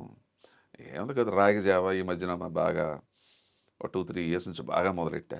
ఓకే. మార్నింగ్ ఎగ్, రాగి జావ, మధ్యాహ్నం రాగి ముద్ద, ఇంత పెరుగన్నం. హ్మ్. అంతా రాగే కదా, ఇట్స్ మొత్తం బలమే కదా అంతాని. స నైటు పులక, 2 పులకాలు అంతే. అది జంక్ ఫుడ్లు తిన్నాం. ఈ బయట ఏదో బర్గర్స్ అంటారు, పిస్తాలు ఏ అంటారు. ఇప్పుడు నిజంగా నాకు తెలియదు అవి. హ్మ్. ఎప్పుడో మా మనవడాలు తింటుంటే ఏదో ఇంత ముక్క ఏదో టేస్ట్ ఎలా ఉంది తింటాం తప్ప. తర్వాత ఇక్కడ హైదరాబాద్లో ఏ హోటల్స్ ఉన్నాయి, నేను పుట్టి పెరిగింది ఇక్కడ. హ్మ్. అప్పుడు మా రోజుల్లో ఏంటంటే తాజ్మహల్ హోటల్ ఒకటి ఉండేది మాకు హ్మ్. ఉడిపి హోటల్. ఇప్పుడు అన్నీ పెద్ద పెద్ద హోటల్స్ వచ్చింది. నాకు ఏమీ తెలియదు అసలు. మా ఏరియాలో ఏ హోటల్లో ఏముంటుందో కూడా నాకు తెలియదు. స వెళ్ళను, దాని కారులోంచి దిగను. హ్మ్. ఇప్పుడు 3 అయినా 4 అయినా ఇంటికి వెళ్ళి బయట ముట్టుకోను. ఒక్క టీ ఒకటి ఉంది బ్యాడ్ హ్యాబిట్. హ్మ్. కొద్దిగా 2, 2:30 అయితే ఇలా మీరు ఎక్కడన్నా ఉంటే పక్కన ఆపి కొద్దిగా నీట్గా ఉందని టీ తాగుతాను. స ఇంకోటి ఏంటంటే పచ్చిమిరకాయ బజ్జీలు అంటే ఇష్టం. ఆ! ఎప్పుడన్నా 20 రోజులకి 30 రోజులకి ఆ 2 బయట వేసినారు అక్కడ కూడా నీట్‌గా ఉన్నాడో లేదో చూసుకుని 2 పచ్చిమిరకాయ బజ్జీలు తింటాను. ఓకే. ఇక బయట జంక్ ఫుడ్ తినను. బయట రానివ్వను, దగ్గరికి రానివ్వను. పిల్లలు ఏదో తింటా ఉంటారు ఊరికే. అంటే దీన్ని ఏమంటారని అడుగుతా. ఏదో చెప్తారు, అది ఏదో హ్మ్. ఏదో పేర్లు, ఆ పేర్లు కూడా నాకు రావు. పిజ్జానో, బర్గరో. ఏదో చెప్తారు. మొక్కి అసలు ఏంటి ఎలా ఉంటుందో చూద్దాం అని అంటారు. అదేదో ఓహో ఇదిలాగా ఉంటుందా, ఓకే. ఐస్ క్రీమ్ తినను, కోకో కోలాలు, కూల్ డ్రింకులు తాగను, ఎండాకాలం కూడా తాగను. హ్మ్. తాగను. Super sir. Super and thank you very much. ఎందుకంటే మనం ఓన్లీ సినిమా విషయాలు మాత్రమే మాట్లాడుకోనుంటే ఇంటర్వ్యూ మామూలు ఇంటర్వ్యూ అండి అది. బట్ మీరు ఇప్పుడు జనరేషన్‌కి తెలియని ఎన్నో గొప్ప విషయాలను చెప్పారు. అవన్నీ నిజంగా తెలుసుకోవాల్సిన విషయాలు. అండ్ అలాగే మీ అంటే లైఫ్ జర్నీ నేను కూడా. ఇప్పుడు మీకు చెప్పినవన్నీ కూడా ఆవేదనతో చెప్పిన మాటలు ఇవన్నీ. సార్. అంటే నా పర్సనల్‌గా వదిలేయండి. నా పర్సనల్‌గా ఏమి నేనేం పాపడం ఇది కాదు. నన్నేం వాడు ఫాలో అవ్వాల్సిన అవసరం లేదు. బట్ అందరికీ చేతులెత్తి నమస్కరించిందండి. ఏ దేశంలో పుట్టావో, ఏ రకం మాతృదేవో భవ అని చెప్పాను. మన పూర్వీకులు స్త్రీని ప్రకృతితో పోల్చారు. Sir. She is a reproductive organ. మగవాడు బిడ్డ పుట్టడానికి సహకరించొచ్చు కానీ కనడు. ఆ 9 మాసాలు ఆ కనడు. తల్లే గదా! సనుపాలు ఇవ్వడు. తల్లి ప్రకృతి. ప్రకృతే మన దైవం. సార్. ప్రకృతి మన దైవం. అందుకే చెట్టుకు పూజిస్తాం. ఈ ఎదవలకి తెలీదు చెట్టు కూడా పూజిస్తారు మీరు అంటాడు. హ్మ్. ఆ చెట్టు లేకపోతే, ఆ ప్రకృతి లేకపోతే, ఆ చెట్టు కాయలు కాయకపోతే నువ్వెక్కడ ఉన్నావురా? ఆక్సిజన్ గాని. అందుకే మేము పూజిస్తాంరా. హ్మ్. ఆ గంగామాత, నీళ్ళు లేకపోతే నువ్వు ఎలా బతుకుతారా? దేవుడు గంగకి నమస్కారం పెడుతుంది. నీకు ఏం తెలుసు పిచ్చ నా కొడుకా అని. దానికి బూతులు వస్తాయి నాకు. అయితే ఏం తెలియకుండా మాట్లాడతారు. ప్రకృతిలో బతుకుతున్నాం. ఆ ప్రకృతి మన ఆరాధ దైవం. తల్లిని గౌరవించాలా. అలాగే నువ్వు సంపాదించుకో, మేము కాదనట్లా. పుణ్యభూమి, కర్మభూమి, వేదభూమి, ఈ దేశంలో పుట్టావు. ఈ దేశంలో చనిపోయే లోపు మనం ఏదో ఒకటి చేయాలి కదా! సార్. ఓకే. దేశానికి సేవ చేయాల్సినంత మనం గొప్పోళ్ళం కాదు. కానీ మన చుట్టుపక్కల మనకు తెలిసినోళ్ళు ఉంటారు కదా! పేదోడు, చిన్నోడు, ఉంజోడు, ఎవడెవరో పేదోడు. కొద్దిగా, అవును. కొద్దిగా చెయ్యి ఇవ్వటం. ఏదో వాడికేదో ఆర్థికంగా ఇబ్బందున్నా, ఆర్థికం లేదు. ఏదో అన్నం లేదు. అదన్నా. ఇప్పుడు ఇంట్లో పెద్ద పెద్ద పార్టీలు జరుగుతుంటాయి. చూశాను, చాలామంది చూశాను. అది పట్టుకెళ్ళి రోడ్డు మీద పోసేస్తారు తప్ప, అవన్నీ పెట్టుకుని ఒక్కసారి అలా రోడ్డు మీదకెళ్తే ఎంతమంది అన్నం లేకుండా ఉన్నారు. సార్. ఆ పని చెయ్యి. ఆ పని చేసావంటే నువ్వు దేశ సేవ చేసినట్టే. Sir. This is what I want to tell the people. అంటే నేను ఎప్పుడు ఏ టీవీలో ఇంత నేను విశ్లేషంగా, ఇంత ఎమోషనల్‌గా ఇంత నేను మాట్లాడలా. But great words sir. Great words. నేను ఇప్పుడు ఎందుకు చెప్తున్నానంటే, నాకింత 2 గంటలు ఇక్కడ కూర్చున్నా నాకు నష్టం ఏం, నాకు రూపాయి నష్టం లేదు నాకు. కానీ నేను చేసింది ఆచరించి చెప్తున్నాను మీకు. కరెక్ట్. నేనేదో చెప్పేసి నేను చేయట్లా. ఆచరించి చెప్తున్నా. అట్‌లీస్ట్ ఒక దేశభక్తి, హైందవ ధర్మం, మన మతం ఏంటి, మన ధర్మం ఏంటి, మనం ఏం చెప్పారు పెద్దలు. తర్వాత కొద్దిగా పౌరుషం ఉండాలి మనిషి అన్నోడికి. చీమునెత్తనం ఉండాలి. మనల్ని ఎవడో తిడుతుంటే నోరు మూసుకొని మనకెందుకు వెళ్ళిపోతున్నావు అంటే, నా దృష్టిలో నపుంసకుడే. అబ్బా! నీకు ఆ పౌరుషం లేనివాడు ఎందుకురా బతకటం నువ్వు అసలు? ఇది చాలా తప్పుడు మాట మాట్లాడాను. నన్ను క్షమించండి. నపుంసకుడు అనే మాట నాకు వచ్చేసింది. ఆవేశంలో వచ్చేసింది. అరే సార్. నాకెందుకంటే అది పక్కోడి సమస్య నీకెందుకంట? అది మన సమాజం పక్కోటి సమస్య మనం తెలుసుకోవాలా. మనం వీలైతే మనం వెళ్ళి హెల్ప్ చేయాలా. జాతిని అవమానించి, మతాన్ని అవమానించి, అవమానించే కూడా ఏమీ అవ్వట్లేదంటే మీరు నపుంసకులో మరి ఏమంటారో నాకు తెలియదు. మీరంటే ఇప్పుడు ఎవరిని అంటున్నానంటే ఎవరినన్ను కాదు నేను ఇక్కడ పాయింట్. ఎవరైతే అంటకుండా వెళ్ళి దూరంగా వెళ్ళిపోతున్నారో, అంటే నేను ఒక వ్యక్తిని కాదు. అర్థమవుతుంది సార్. నేను ఆవేదన నుంచి వచ్చే ఎందుకు ఈ మాట అంటున్నానంటే కొద్దిగా అన్నా పౌరుషం వస్తుందేమో. సార్ కొద్దిగానే పౌరుషం వచ్చి మన ధర్మాన్ని మనం కాపాడుకోవాలా, మన జాతిని మనం కాపాడుకోవాలా, మన ఇతిహాసం, మన పురాణాలు, ఇవన్నీ వేదాలు, ఇవన్నీ మనకు వచ్చిన ఆస్తులు, మన పూర్వీకులు మనకి ఇచ్చిన వరాలు, ఇవన్నీ కాపాడుకోవాలంటున్నాను. అంతే తప్ప నేను ఎవరిని తిట్టలేదు. దయచేసి అది వ్యక్తిగతంగా తీసుకోకుండా మమ్మల్ని అన్నాడని మీ అందరికీ నమస్కారం. నేను అలా అంటే ఆవేదన, రియాక్షన్ రావట్లేదు సొసైటీలో, అది నా బాధ. అందుకని నిజంగా చాలా thank you sir. Great word sir. Okay, thank you. Right, thank you. అందరికీ నమస్కారం. And for more videos, Please subscribe to iDream channel. Subscribe to iDream Media. Please subscribe to iDream. Please subscribe to iDream. Please subscribe iDream. And please subscribe to iDream.